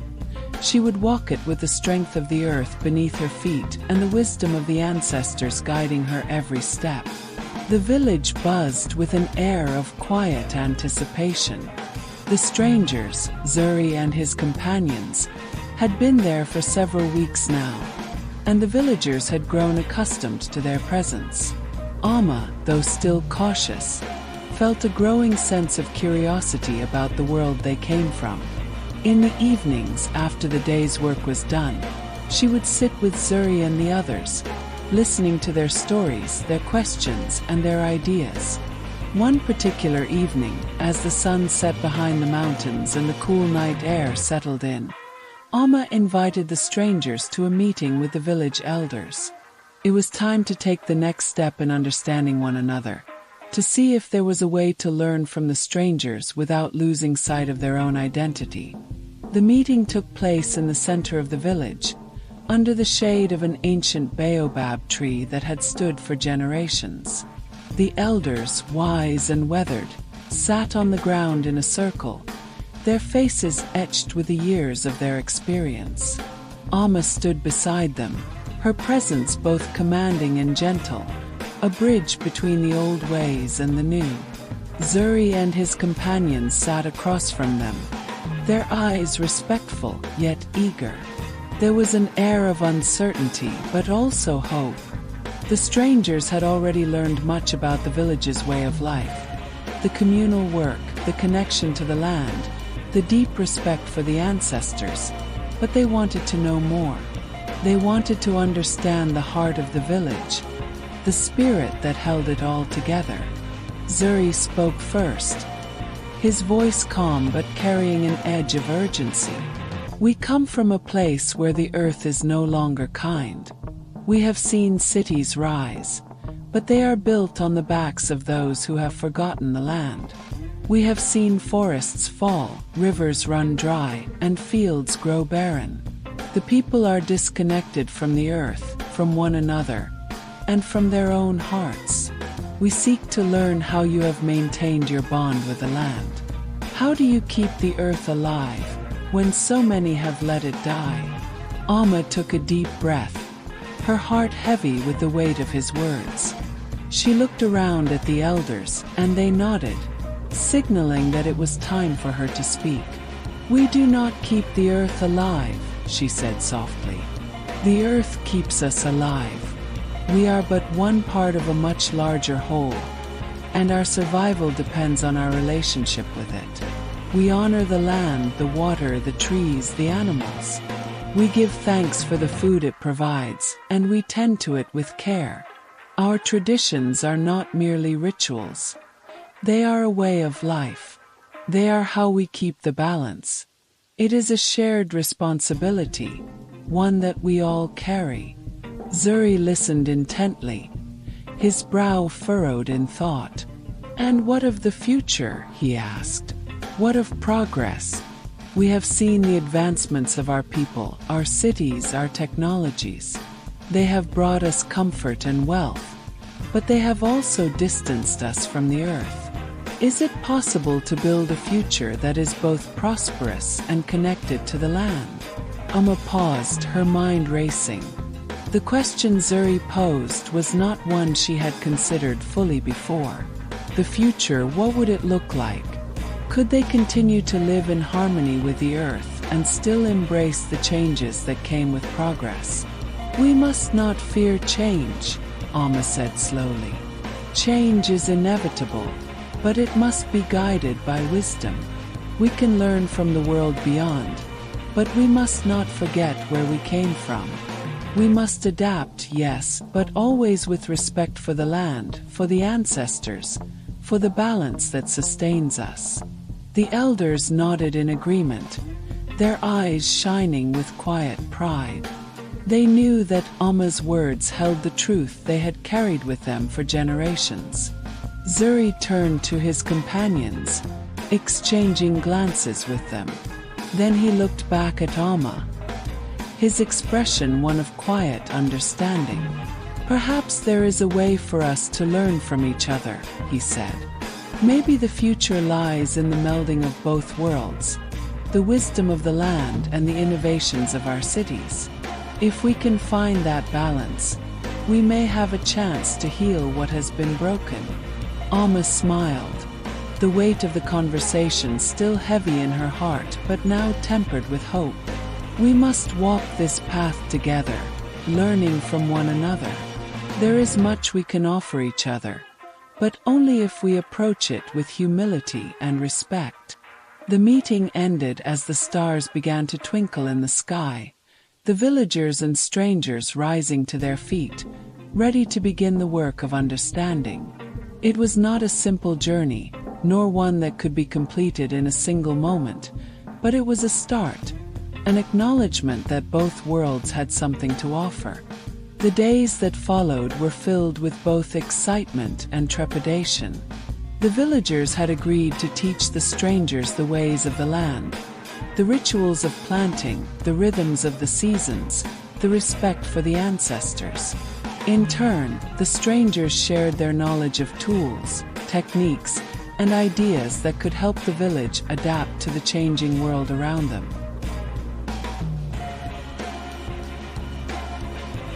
Amma felt the weight of responsibility pressing down on her, but she also felt a glimmer of hope. This was what she had always dreamed of, bridging the gap between the old ways and the new, finding a path that honored both. It would not be easy, and there would be challenges along the way, but she believed in the strength of her people and in the power of collaboration. One morning, as the sun rose over the village, the first fruits of their combined efforts began to show. The villagers and strangers had worked side by side, planting new crops using the traditional methods alongside the more advanced techniques the strangers had brought. The results were promising. Crops that grew stronger, more resilient, and more abundant than before. As Amma walked through the fields, her heart swelled with pride. The earth was alive not just in the land but in the people as well. They were stronger for the knowledge they had shared, for the bonds they had forged. But even as the land flourished, Amma knew that the journey was far from over. There were still many challenges ahead, both within the village and beyond. The winds of change were ever present, and it was up to her and the people of the village to ensure that they were not swept away by them. Amma stood at the edge of the village, watching the horizon as the sun began its descent behind the mountains. The fields were thriving, the crops showing promise beyond anything she could have hoped for. Yet, beneath the surface of this apparent harmony, there were rumblings of discontent. Not everyone in the village was as eager as she was to embrace the changes the strangers brought with them. Some elders, though respectful, had reservations about the introduction of foreign ideas. Others, particularly the younger ones, had begun to question whether the old ways were truly the best. As Amma walked back to the village center, her mind wrestled with the complexities of leadership. She had always known the weight of responsibility, but now it felt heavier than ever. The villagers, once united in their traditions, were now divided by the possibilities of a new future. The question was not just about what could be done differently. It was about how to balance the preservation of their culture with the potential for progress. That evening, after dinner, Amma called a gathering of the village council. She needed to hear the voices of her people, to understand their fears and hopes for the future. The elders were already seated beneath the baobab tree, their faces shaded in the twilight. Amma joined them, her heart heavy with the burden of their collective future. "I have heard the whispers," Amma began, her voice steady. "The land is flourishing, but there is unrest in our hearts. Some fear the change that is upon us. Others feel that we are losing something essential to who we are. We must speak honestly about what is at stake. The future is ours to shape, but it will only work if we are united in our vision." A silence fell over the council as the elders exchanged looks. Finally, one of the oldest members, Mzee Jikonio, spoke. His voice was raspy, worn with age, but there was wisdom in his words. "Amma, my child, we have watched you grow, and we trust you," he said slowly. "But you must understand, there is a difference between change and erosion. Our ways are not just customs. They are our soul. Without them, we risk becoming something unrecognizable. We have seen what happens when a people forget their roots." Amma nodded, her heart aching at his words. "I know, Mzee. No. But we cannot turn away from the world that is changing around us. We must adapt. The earth is not the only thing that needs tending. It is our minds and hearts that must grow too." Another elder, Njeri, a woman known for her sharp mind, spoke up. "Amma is right, Jikonio, but we must be careful. The strangers bring ideas that seem good, but how do we know that they will not harm us in the long run? We must keep what is precious to us, the wisdom of our ancestors, and be vigilant against losing it." Amma took a deep breath, weighing in Jerry's words. "I understand your concerns, have the same fears. But if we do nothing, if we cling to only the old ways, we will become like those who have forgotten how to live in harmony with the land." We cannot afford to let fear guide us. We must find a way to weave the old and the new together." The council was quiet, the weight of the decision pressing down on them. Finally, Mzijikonio spoke again, his voice softer this time. "You are right, child. We cannot ignore the world around us. But we must walk carefully, and we must never forget the teachings of the past. If we are to move forward, it must be with respect, for our ancestors, for our traditions, and for the land." Alma felt a sense of relief wash over her. She had feared that the council would not support her vision, but their words were not dismissive. They were cautious, full of the wisdom that had guided the village for generations. "I will do my best to honor our ancestors and our traditions," Alma said firmly. "But we must also be open to what we can learn from others. Together, we will find a way to preserve what matters most while embracing the future." The council members nodded, their faces thoughtful. The conversation had not been easy, but it had been necessary. As the night deepened and the stars twinkled above, Alma felt a renewed sense of purpose. The path ahead would not be simple, but it was hers to walk.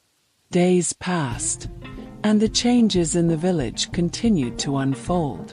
Alma worked tirelessly alongside the strangers, sharing her knowledge of the land while learning new techniques from them.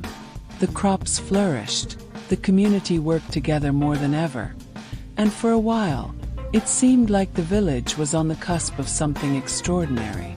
But then the rain stopped. It was subtle at first. The streams began to run low, the earth began to dry out, and the leaves on the trees showed signs of yellowing. The villagers had seen droughts before, but this one felt different. It lingered, unnerving in its persistence. Alma stood in the fields one morning, her eyes scanning the horizon. She could feel the tension in the air. Something was wrong. The villagers had always relied on the rains, their crops depending on the seasonal cycles that had been predictable for generations. Now they were uncertain, and with that uncertainty came fear. Zuri, who had been working alongside her in the fields, approached cautiously. "Alma, what is happening?" he asked, his voice tinged with concern. "You said the land would always provide." "I don't know," Alma replied quietly. "But I will find out." She called for a meeting with the elders. As they gathered beneath the baobab tree, she could sense the unease in the air. The villagers had noticed the change. Whispers of fear spread quickly, and there were murmurs that perhaps the strangers had brought bad luck with them. "We must look to the ancestors," Mzijikonio said solemnly, his face clouded with worry. "When the land is not generous, we must seek the guidance of the spirits. There is a ritual we can perform, but it requires the unity of the entire village." Alma nodded, her heart heavy. The village had faced drought before, but this was different. The uncertainty in the air was palpable. "We will perform the ritual," she said, "but we must do it together as one people, or it will not work." As the day drew to a close, the villagers began to prepare. The ritual was ancient, one that called on the spirits of the land, the water, and the ancestors to restore balance. It was a test of faith, a reminder that the land was not something they controlled, but something they coexisted with. The next morning, as the village gathered, Alma felt the weight of the moment. This was not just a test of the land's generosity. It was a test of the village's unity, of their trust in each other and in the wisdom of the past. The future of the village rested on their willingness to believe that together, they could overcome even the greatest challenges. Would the rains return? Would the village be united in its resolve to face the changing world, or would fear drive them apart? The morning of the ritual arrived, and the village was steeped in a quiet reverence. The air was still, heavy with the weight of expectation. Amma stood at the forefront, her heart pounding as she gazed upon the villagers gathered beneath the baobab tree. They were all there, elders, men, women, and children.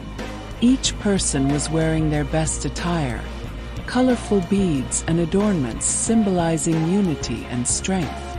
The strangers, too, had joined, observing the sacred ceremony with a mixture of awe and respect. Mzee Jikonio stepped forward, his gnarled hands raised to the heavens as he began the incantations.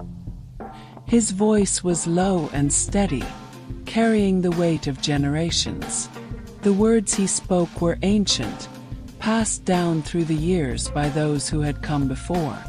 The ritual called upon the spirits of the land, the waters, and the ancestors to return the rains and restore balance to the earth. Amma stood beside him, her gaze turned upwards.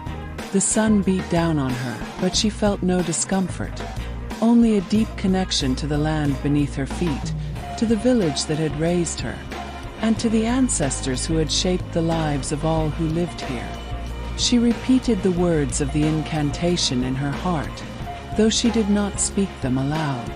The ritual was not just about the words, it was about the intent, the collective belief that the earth could be healed. The villagers began to chant, their voices rising in unison, a powerful sound that seemed to echo across the land.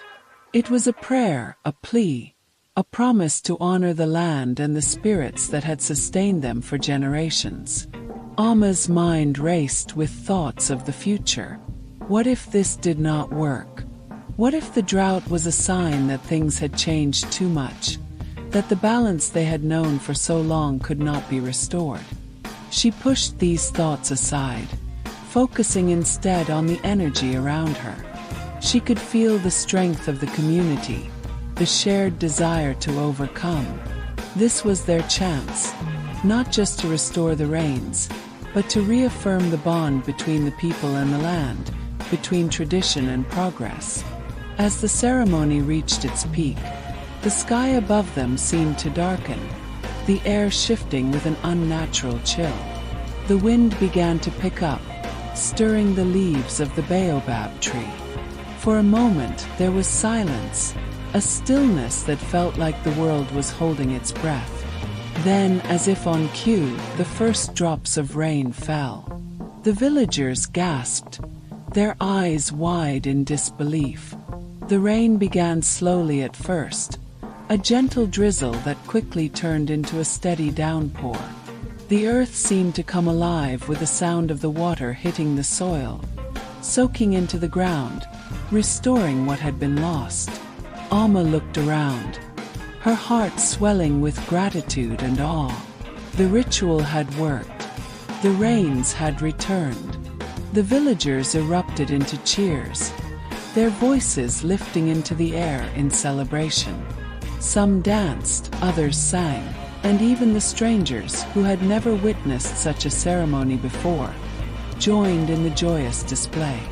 Amma smiled, her heart light with relief. They had succeeded, not just in restoring the rains, but in reaffirming the strength of their community. But amid the celebrations, a thought lingered in the back of her mind. The rains had returned, but for how long? Would this be enough to secure the future of the village, or were there more challenges ahead?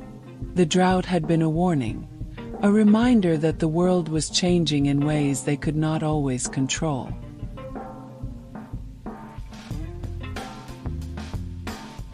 In the days that followed the ritual, life in the village slowly returned to normal.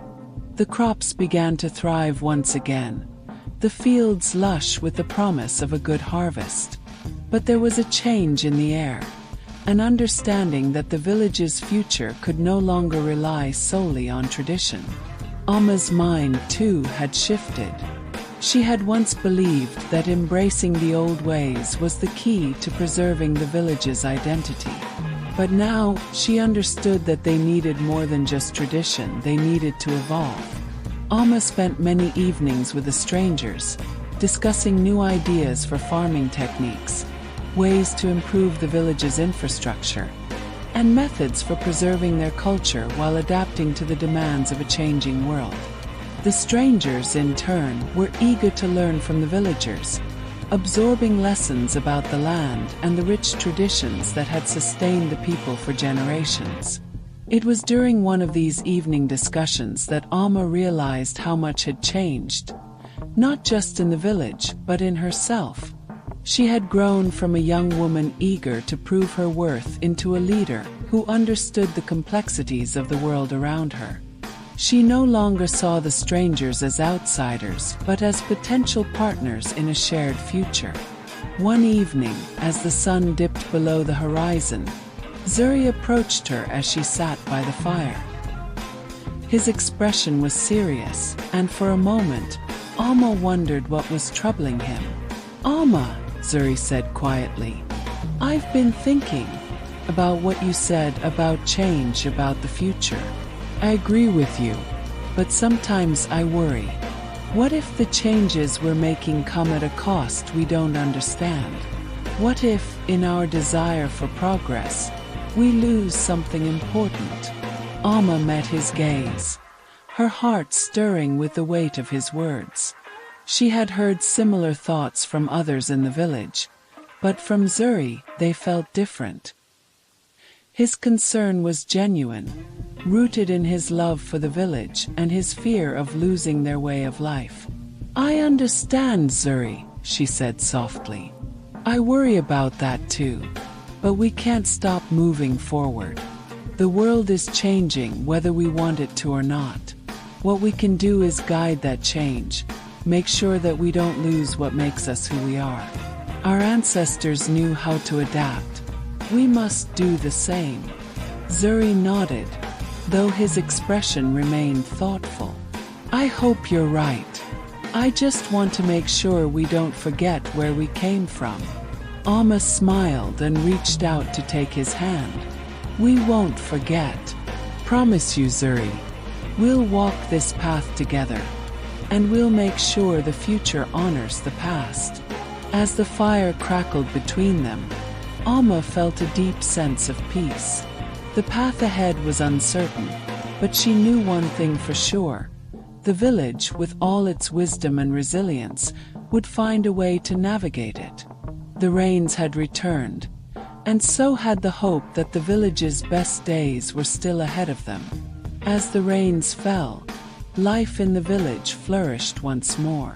The air was filled with the scent of wet earth, and the once parched soil now held the promise of abundant harvests.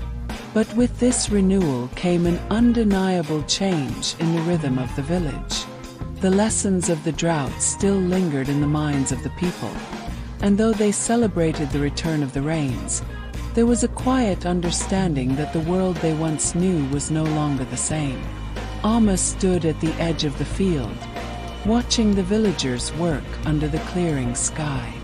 The men plowed the land, the women worked alongside them, and the children gathered the seeds for the coming planting season. It was a sight of hope, a visual testament to the resilience of the community. Yet, in the back of her mind, Alma knew that things had shifted forever. The drought had forced them to confront their vulnerabilities, and in doing so, it had made them realize how dependent they had become on ways that no longer served them fully.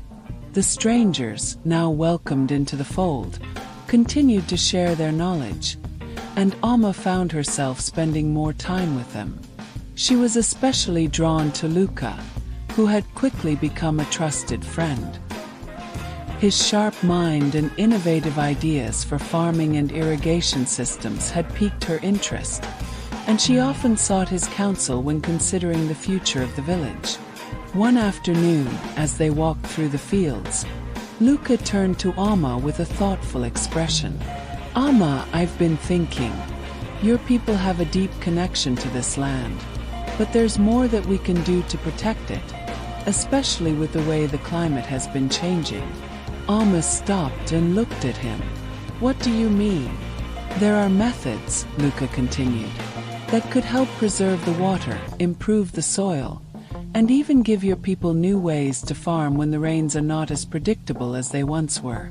I believe we can work together to create a system that benefits both your traditions and the new knowledge we've brought. Amma's heart raced with excitement and trepidation. It was what she had been hoping for, an integration of the old and the new, a way to preserve the village's culture while ensuring its future survival. But it also meant change, and change was never easy. I think you're right, she said slowly. We need to find a balance, something that honors our ancestors while embracing what you bring. Lucas smiled. It's not about replacing the old ways, Amma. It's about enhancing them. We can do both. The thought lingered with her as the days passed. Amma knew that the village would need more than just new farming techniques. The people too would need to evolve, to adapt to the changing world without losing their connection to the past. Several weeks later, Amma convened a meeting with the village council. It was time to bring the ideas she had been nurturing to the elders and discuss the future of the community. The council was a blend of old and young, with some of the elders still holding firmly to the traditional ways, while others were more open to change. Amma knew that it would not be easy to bring them all together, but she was determined. The meeting was held beneath the large acacia tree in the center of the village, its gnarled branches providing shelter from the midday sun. As the elders settled into a circle, Amma stood at the front, her heart beating steadily in her chest.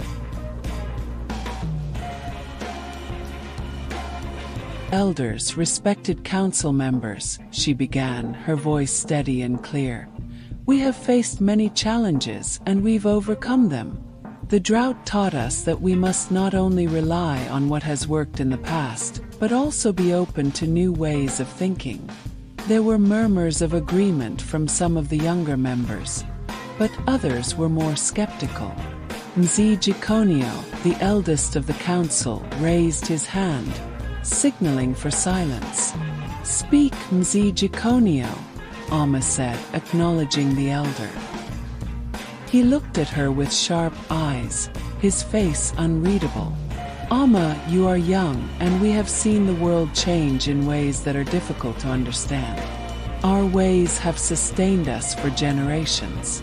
We have lived through droughts, famine, and wars. And yet, we are still here. Amma nodded.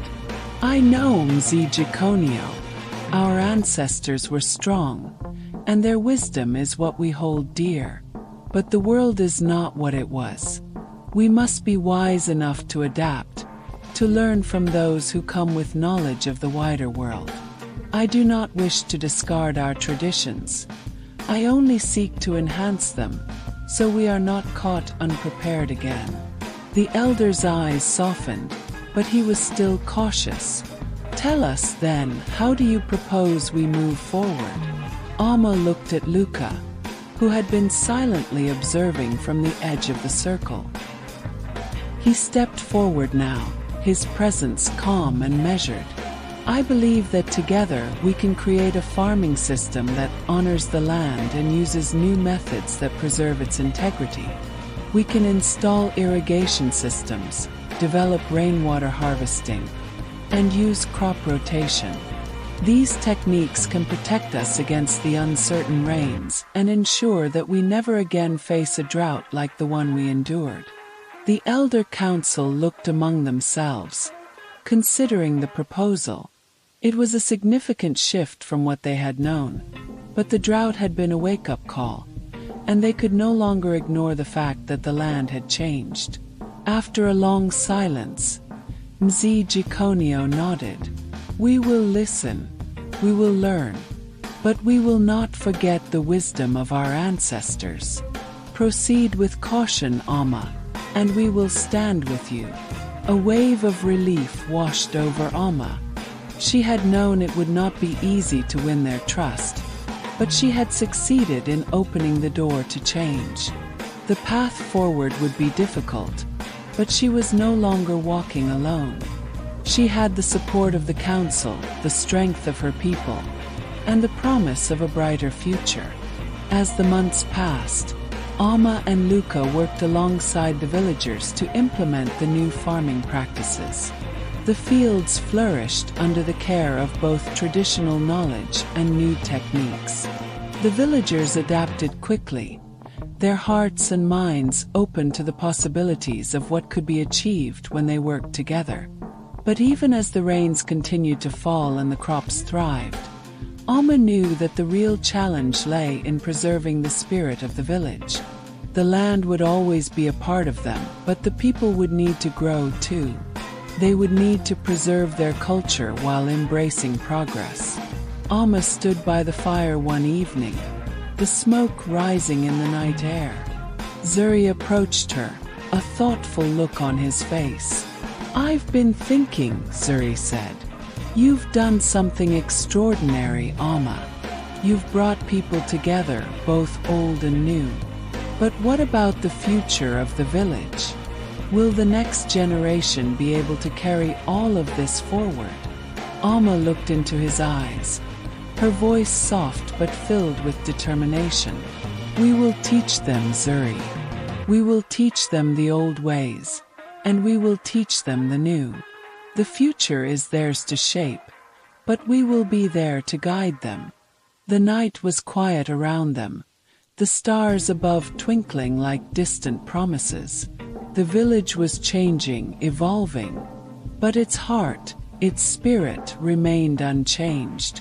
And that, Alma knew, was the key to their survival. As the seasons turned, the village transformed. What had once been a community struggling under the weight of uncertainty was now a beacon of hope and resilience. The farming methods introduced by Luca and the elders' wisdom were flourishing. Irrigation channels ran through the fields, and rainwater harvesting systems were in place.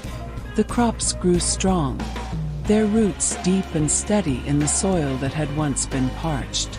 There was a sense of harmony in the air, a balance between the past and the present. Alma watched all this with a sense of quiet pride, but it was the faces of the villagers, young and old, that filled her heart. The children no longer played idly in the dust. They worked side by side with their elders, learning the rhythms of the land and the ways of the new farming systems. They carried with them the wisdom of their ancestors and the possibilities of the future. One morning, as the sun rose over the village, Alma walked to the edge of the fields, her thoughts heavy with the path ahead. Though much had changed, she knew there were still challenges ahead. The world outside the village was evolving rapidly, and the pressures of modernization, even the distant whispers of colonial rule, would one day find their way to their doorstep. It was not only the land that would require their attention, it was the people. As she walked, she saw Zuri approaching, his eyes filled with the same contemplative expression she often wore. "Alma," he greeted her, his voice calm. "The crops are thriving, the people are thriving. We've come so far. But have you thought about what lies beyond the village?" Alma looked at him thoughtfully. "I've thought about it, Zuri.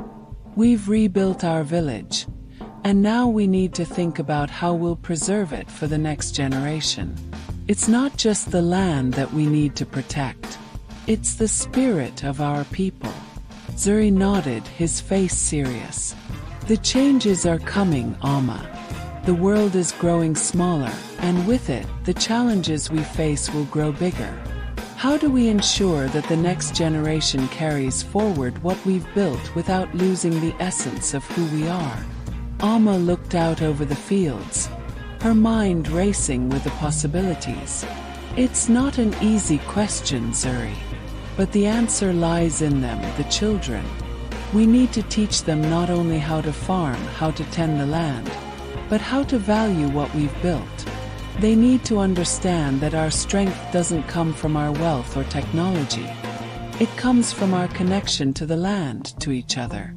Zuri placed a hand on her shoulder. Then we must begin now, while they are young. We must show them, not just tell them. Alma smiled, her heart swelling with the realization of how far they had come. Yes, we must. And we will. As the village began to thrive under the new farming system, Alma and Luca decided it was time to host a gathering with neighboring villages. It was a way to share the knowledge they had gained and invite others to witness the strength of their community. The gathering would be an exchange of ideas, an opportunity to show that it was possible to balance tradition with progress. On the day of the gathering, the village was filled with visitors from other communities.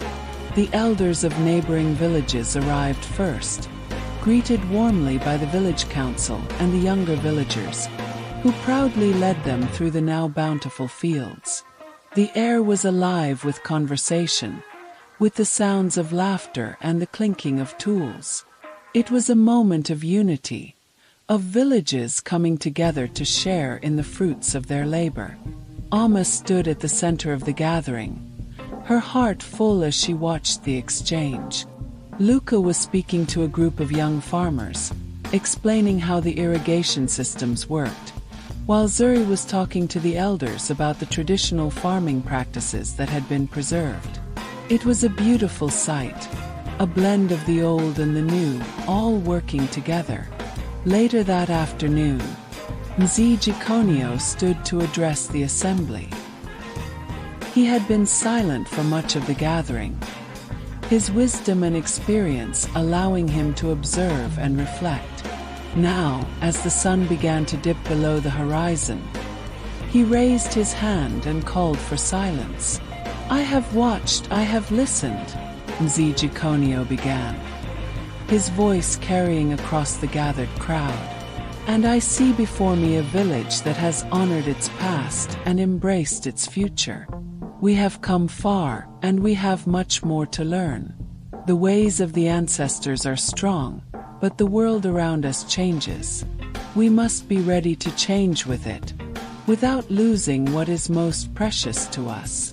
There was a pause, a quiet moment of reflection, before Mzee Giconio continued. "I stand here today, not just as an elder, but as a man who sees the strength in our children. They are the future. Let us teach them, guide them, and protect them. Together, we will ensure that this village, our village, remains a place where our ancestors' wisdom thrives, and the future is full of promise."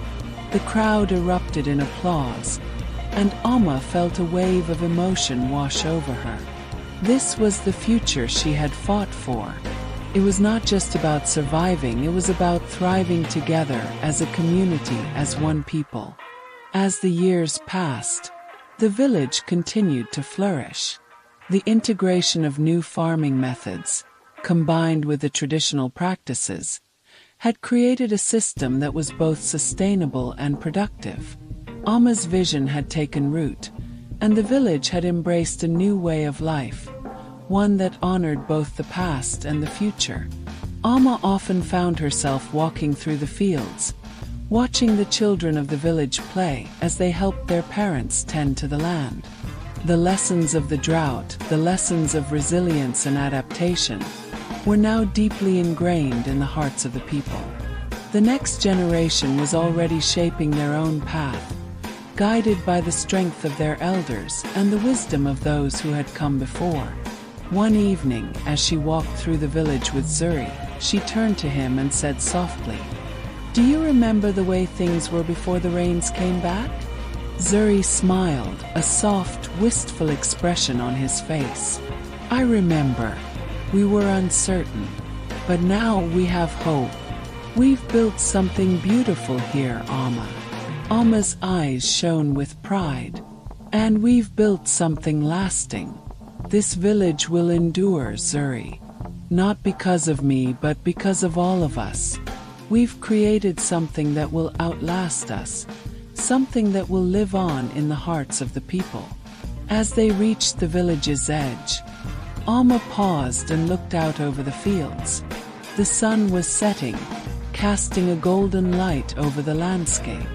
The land, the people, and the spirit of the village had come together to create something powerful, a legacy that would continue for generations. And as the stars began to twinkle in the sky, Alma knew that the story of the village, of her people, would live on, not just in the past, but in the future as well. As the village continued to thrive, the winds of change began to blow once more, this time with a different force. Word of the village's success reached neighboring regions and beyond. The story of their resilience and the harmony between traditional practices and new ideas was beginning to spread. But not everyone was pleased with this newfound attention. In the distance, Alma had begun to hear murmurs of colonial expansion. News of the white man and his intentions had reached their ears. And while the village remained largely untouched by the colonial forces, a new fear lingered on the horizon. It was a fear of the unknown, of the future that was no longer just shaped by their own hands but by forces beyond their control. Alma and Luca, as the leaders of the village, called a meeting of the elders to discuss this emerging threat.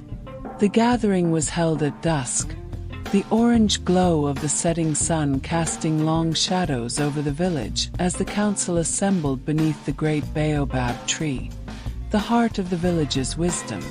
"I have heard troubling news," Luca began, his voice heavy with concern. "The white man comes closer to our lands, and he brings with him promises of progress, of new ways. But we know, from the stories of those who have gone before us, that these promises often come with heavy chains." Mzigikonio nodded solemnly. "I have seen the world outside our village change.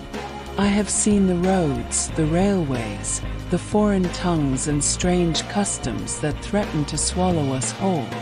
But we are not powerless, not yet."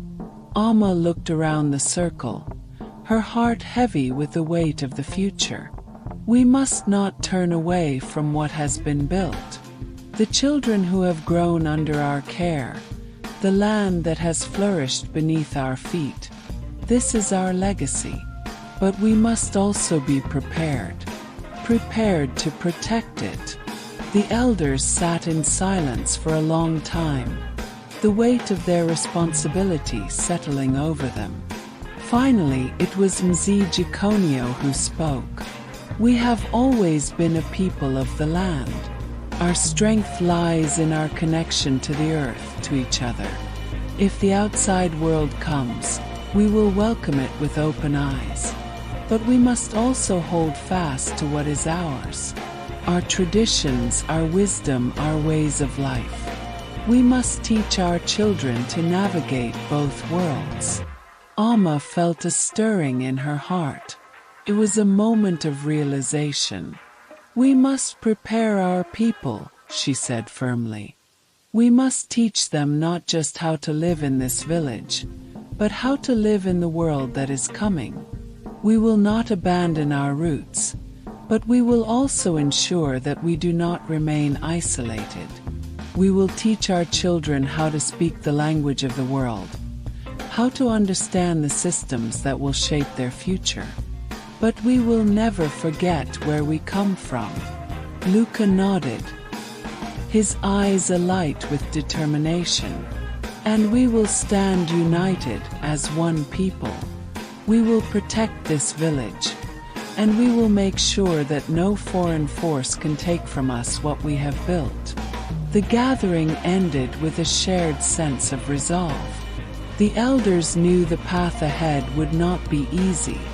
They would need to prepare the village for the changing world, while also preserving the values that made them strong. They would need to teach the children how to balance tradition and progress, to stand firm in the face of external pressures while remaining true to their heritage. As the years passed, the village continued to adapt to the changes sweeping across the land. The children, who had once played freely in the fields, were now growing into young adults, full of curiosity and energy. They had learned the ways of the land, the wisdom of the elders, and the new techniques brought by Luca and Amma. They were ready to face the world that awaited them. Amma watched as the young people of the village, including Muthoni and Karanja, her granddaughter and nephew, began to take on leadership roles. They had been raised with a deep respect for their traditions, but had also been taught the importance of learning about the world beyond. They were the bridge between the past and the future, carrying the hopes and dreams of their ancestors while stepping confidently into the unknown. One evening, as the village gathered for a celebration of the harvest, Muthoni approached Amma. Her eyes were bright with a mixture of excitement and uncertainty.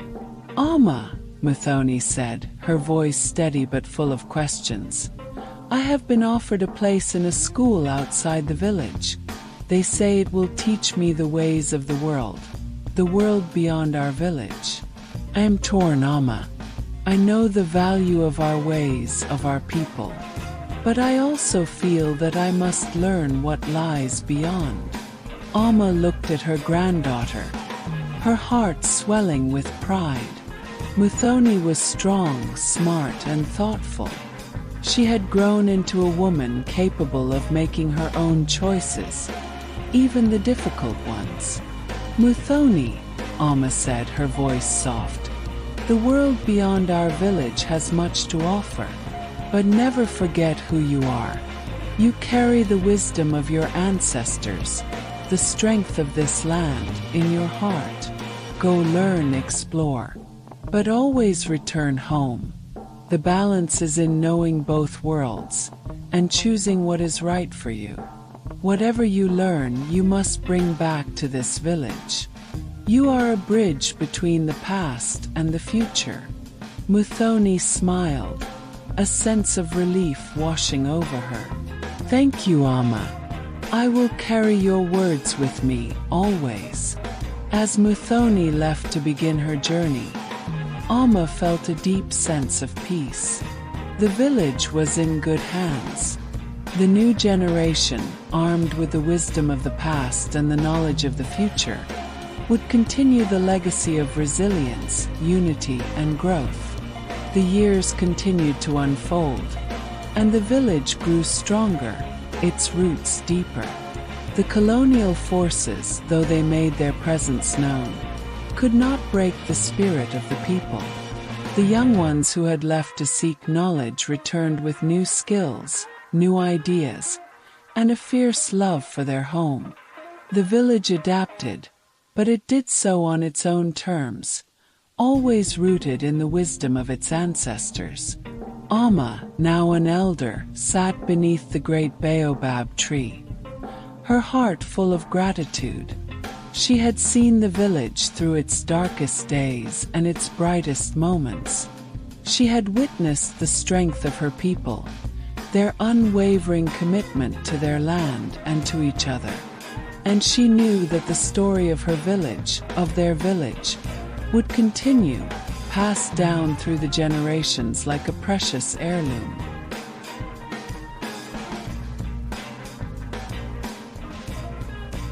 Her grandchildren now played in the fields, their laughter ringing out like the song of the earth itself.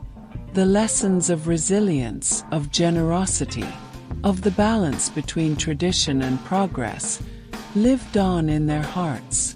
As the sun set on another day, Amma closed her eyes, knowing that the legacy of the village would endure. The story of their struggle, their triumphs, and their unity would live on forever, woven into the very fabric of the land. As Amma grew older, she often found herself reflecting on the path that had brought the village to where it was now. The new generation, strong and capable, had embraced both the wisdom of the elders and the knowledge from the outside world. They had found a way to navigate the complexities of the changing world while staying firmly grounded in their heritage. However, there were moments when Alma would sit quietly beneath the baobab tree, her mind wandering to the past, to the ancestors whose wisdom had shaped the village. There were times when she felt the weight of their presence, as though the land itself whispered their stories to her, urging her to remember and to teach. One evening, as the sky deepened into twilight and the stars began to twinkle above, Alma felt a sudden urge to gather the elders and young leaders of the village. There was something she needed to share, something that had come to her in the quiet moments of reflection. The elders and leaders assembled at the baobab tree, their faces lit by the flickering light of the campfire. Alma sat in front of them, her posture strong despite her age. The weight of her years seemed to lend her an air of timeless wisdom, a connection to the generations before her. "I have felt the presence of our ancestors," she began, her voice steady but filled with reverence. "In my dreams, in the stillness of the night, I hear their voices. They are not gone. They remain with us in the land, in the trees, in the wind. And they have a message for us." The group leaned in, listening intently. The air seemed to hold its breath, as if even nature itself was waiting for Alma's next words.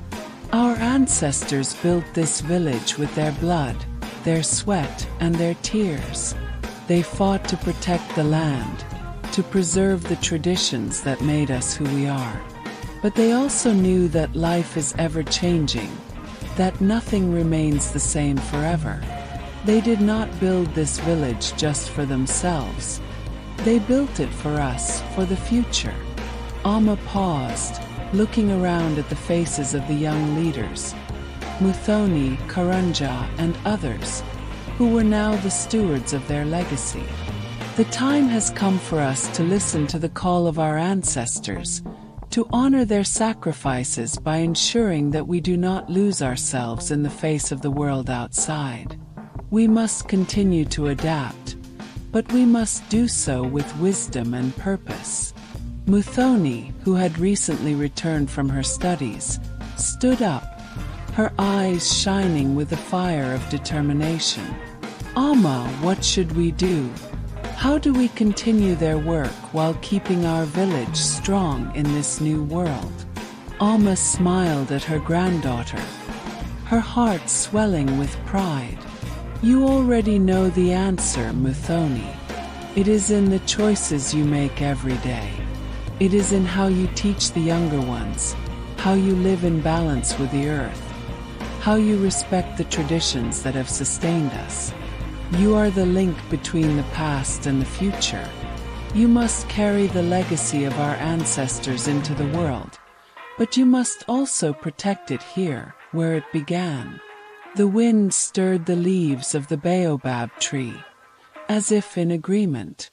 The ancestors were with them, their spirits strong in the faces of the young leaders, in the hearts of the people who had made this village their home. The legacy was not just in the buildings or the land, but in the values and the strength that had been passed down through generations. As the meeting concluded, Alma felt a sense of peace settle over her. The future of the village was secure, not because of the land or the resources, but because of the people, strong, wise, and connected to their roots. She knew that the ancestors would always be with them, guiding them through the challenges to come. It wasn't long before the village faced a new challenge, one that would test the very unity that had held them together for generations. News had spread that a powerful new leader from a neighboring village was seeking to expand his influence, and he had set his sights on the lands of Alma's village. The leader, a man named Juma, had promised his people prosperity and power, but at a cost. He sought to control the villages in the area, to bend them to his will, and to impose his own laws and customs on the land. His forces were strong, and his intentions were clear. He would take what he wanted by any means necessary. The council gathered once more under the baobab tree, this time with heavy hearts and a sense of urgency. Luca, now older but still filled with resolve, spoke first. "We have heard the news, and we know what is coming. We cannot stand by and allow Juma to take what we have built. But we must also be wise. We cannot allow ourselves to be swept into conflict without thinking of the consequences." Amma nodded, her gaze steady. "This is not just a battle for land. It is a battle for who we are, for the future of our people. We must stand together as we always have, but we must do so with wisdom." The younger leaders, including Muthoni and Karunja, looked to each other. They had been trained in both the ways of their people and the ways of the outside world. They knew that brute force alone would not protect them. This would be a test of their unity, their strength, and their ability to adapt. "We have learned to live in harmony with the land," Muthoni said, her voice strong. "But we must also learn to be strategic. We will need to form alliances, gather support from other villages who share our values. We must show that our unity is stronger than his threats." Luca nodded. "This will be a test, but I believe in this village. We have always faced challenges together, and we will do so again. We must be strong, but we must also be wise." The council spent hours discussing their options, weighing the risks and the potential consequences of each decision. But one thing was clear: they would not give up without a fight. They would stand together as one people, united by the strength of their ancestors and the wisdom of their leaders. The day of reckoning came. As Juma's forces approached the village, the air was thick with tension, but there was also an unmistakable sense of resolve. The people of the village had prepared in every way they could, and they knew that their unity would be their greatest strength. As Juma's men arrived at the edge of the village, they were met by the village leaders: Luca, Amma, Muthoni, Karunja, and the elders. The two sides stood facing each other, the weight of history hanging in the air. Juma, a tall man with a commanding presence, looked down at the villagers with disdain. "You are fools to stand against me," he said. "Your village will belong to me, whether you like it or not." Amma stepped forward, her voice calm but resolute. "We will not bend to your will. This land belongs to us, to our ancestors, and to our children. We will protect it, and we will protect each other." The air crackled with the tension of the moment, but as the villagers stood together side by side, their strength became undeniable. They were not just a collection of individuals. They were a community, bound by a common purpose, and united in their love for the land. And so, the battle for the future of the village began, not with weapons or violence, but with the unwavering spirit of unity. The clash between Juma's forces and the village's defenders was not one of sheer force but of endurance, wit, and unity. Amma and the elders stood at the front, leading with their wisdom. Muthoni, Karunja, and the younger leaders had rallied the village's youth, guiding them with strategy and an unbreakable resolve. The villagers had worked together to prepare defensive positions, using the land itself to their advantage. They had cultivated alliances with nearby villages who shared their values and were ready to join forces if needed. Juma's initial arrogance began to falter as his forces faced not just resistance, but a wall of resolve that could not be shaken. The villagers were not just defending their land. They were protecting their way of life. With every move, every tactic, they demonstrated their deep understanding of the land and their unwavering commitment to each other. The confrontation reached its peak at the edge of the village, where the baobab tree stood as a silent witness to the unfolding events. Juma's men, many of whom had expected an easy conquest, found themselves caught in a trap of their own making. They were not fighting a scattered, frightened people. They were fighting a unified force, grounded in centuries of tradition and love for their heritage. As the day wore on, the tide began to turn in favor of the villagers. It was not brute strength but resilience, intelligence, and solidarity that won the day. Juma's forces, weary and demoralized, began to retreat. The village had held its ground. Juma himself, realizing his forces were no match for the unity and wisdom of the villagers, stood at the edge of the battle, his pride wounded. He called for a ceasefire, and the villagers, with calm but firm resolve, agreed. They would not shed blood unnecessarily, but they would not be cowed either. In the aftermath of the battle, the village stood strong. The threat had been repelled, not through unnecessary violence but through the power of unity, respect for the land, and the wisdom passed down from one generation to the next.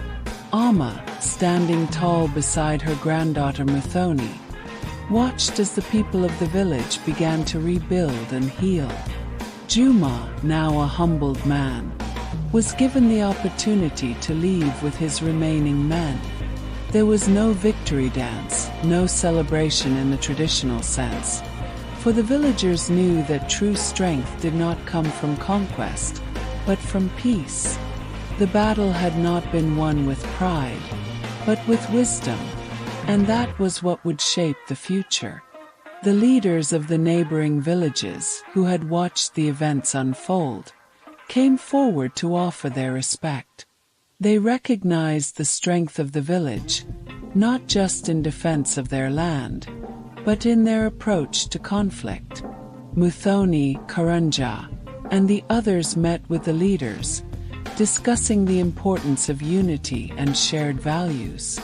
"We are not just a village," Muthoni said to the gathered leaders. "We are a community, and together we are stronger than any outside force. The future must be built on these bonds." Amma, now feeling the weight of her years, looked on with pride. The village had proven its strength, but more importantly, it had proven that its future was in capable hands. Muthoni and the young leaders had carried the wisdom of the ancestors forward, adapting it to meet the needs of a changing world. As the seasons changed and life in the village returned to a new normal, Amma spent more time reflecting on the legacy of the land, the wisdom of the elders, and the responsibilities of the future. Her heart swelled with pride as she watched Muthoni take her place as one of the key leaders of the village, guiding the younger generation with the same strength and wisdom that Amma herself had been taught. The baobab tree, the symbol of life and resilience, stood tall at the heart of the village.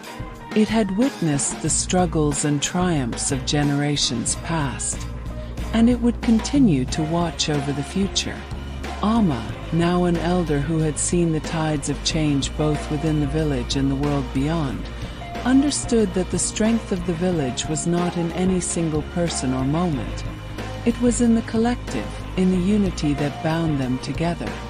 She had passed on the knowledge she had received, And now it was Muthoni's turn to ensure that the flame of wisdom and unity would continue to burn brightly for the generations yet to come. Under the shade of the baobab tree, Amma took a final deep breath, knowing that the ancestors were proud. Their spirits had been honored, their wisdom upheld, and their legacy carried forward by a new generation that was ready to face the challenges ahead with courage and unity.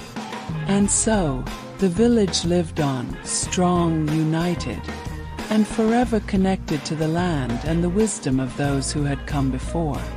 As years passed, the village flourished.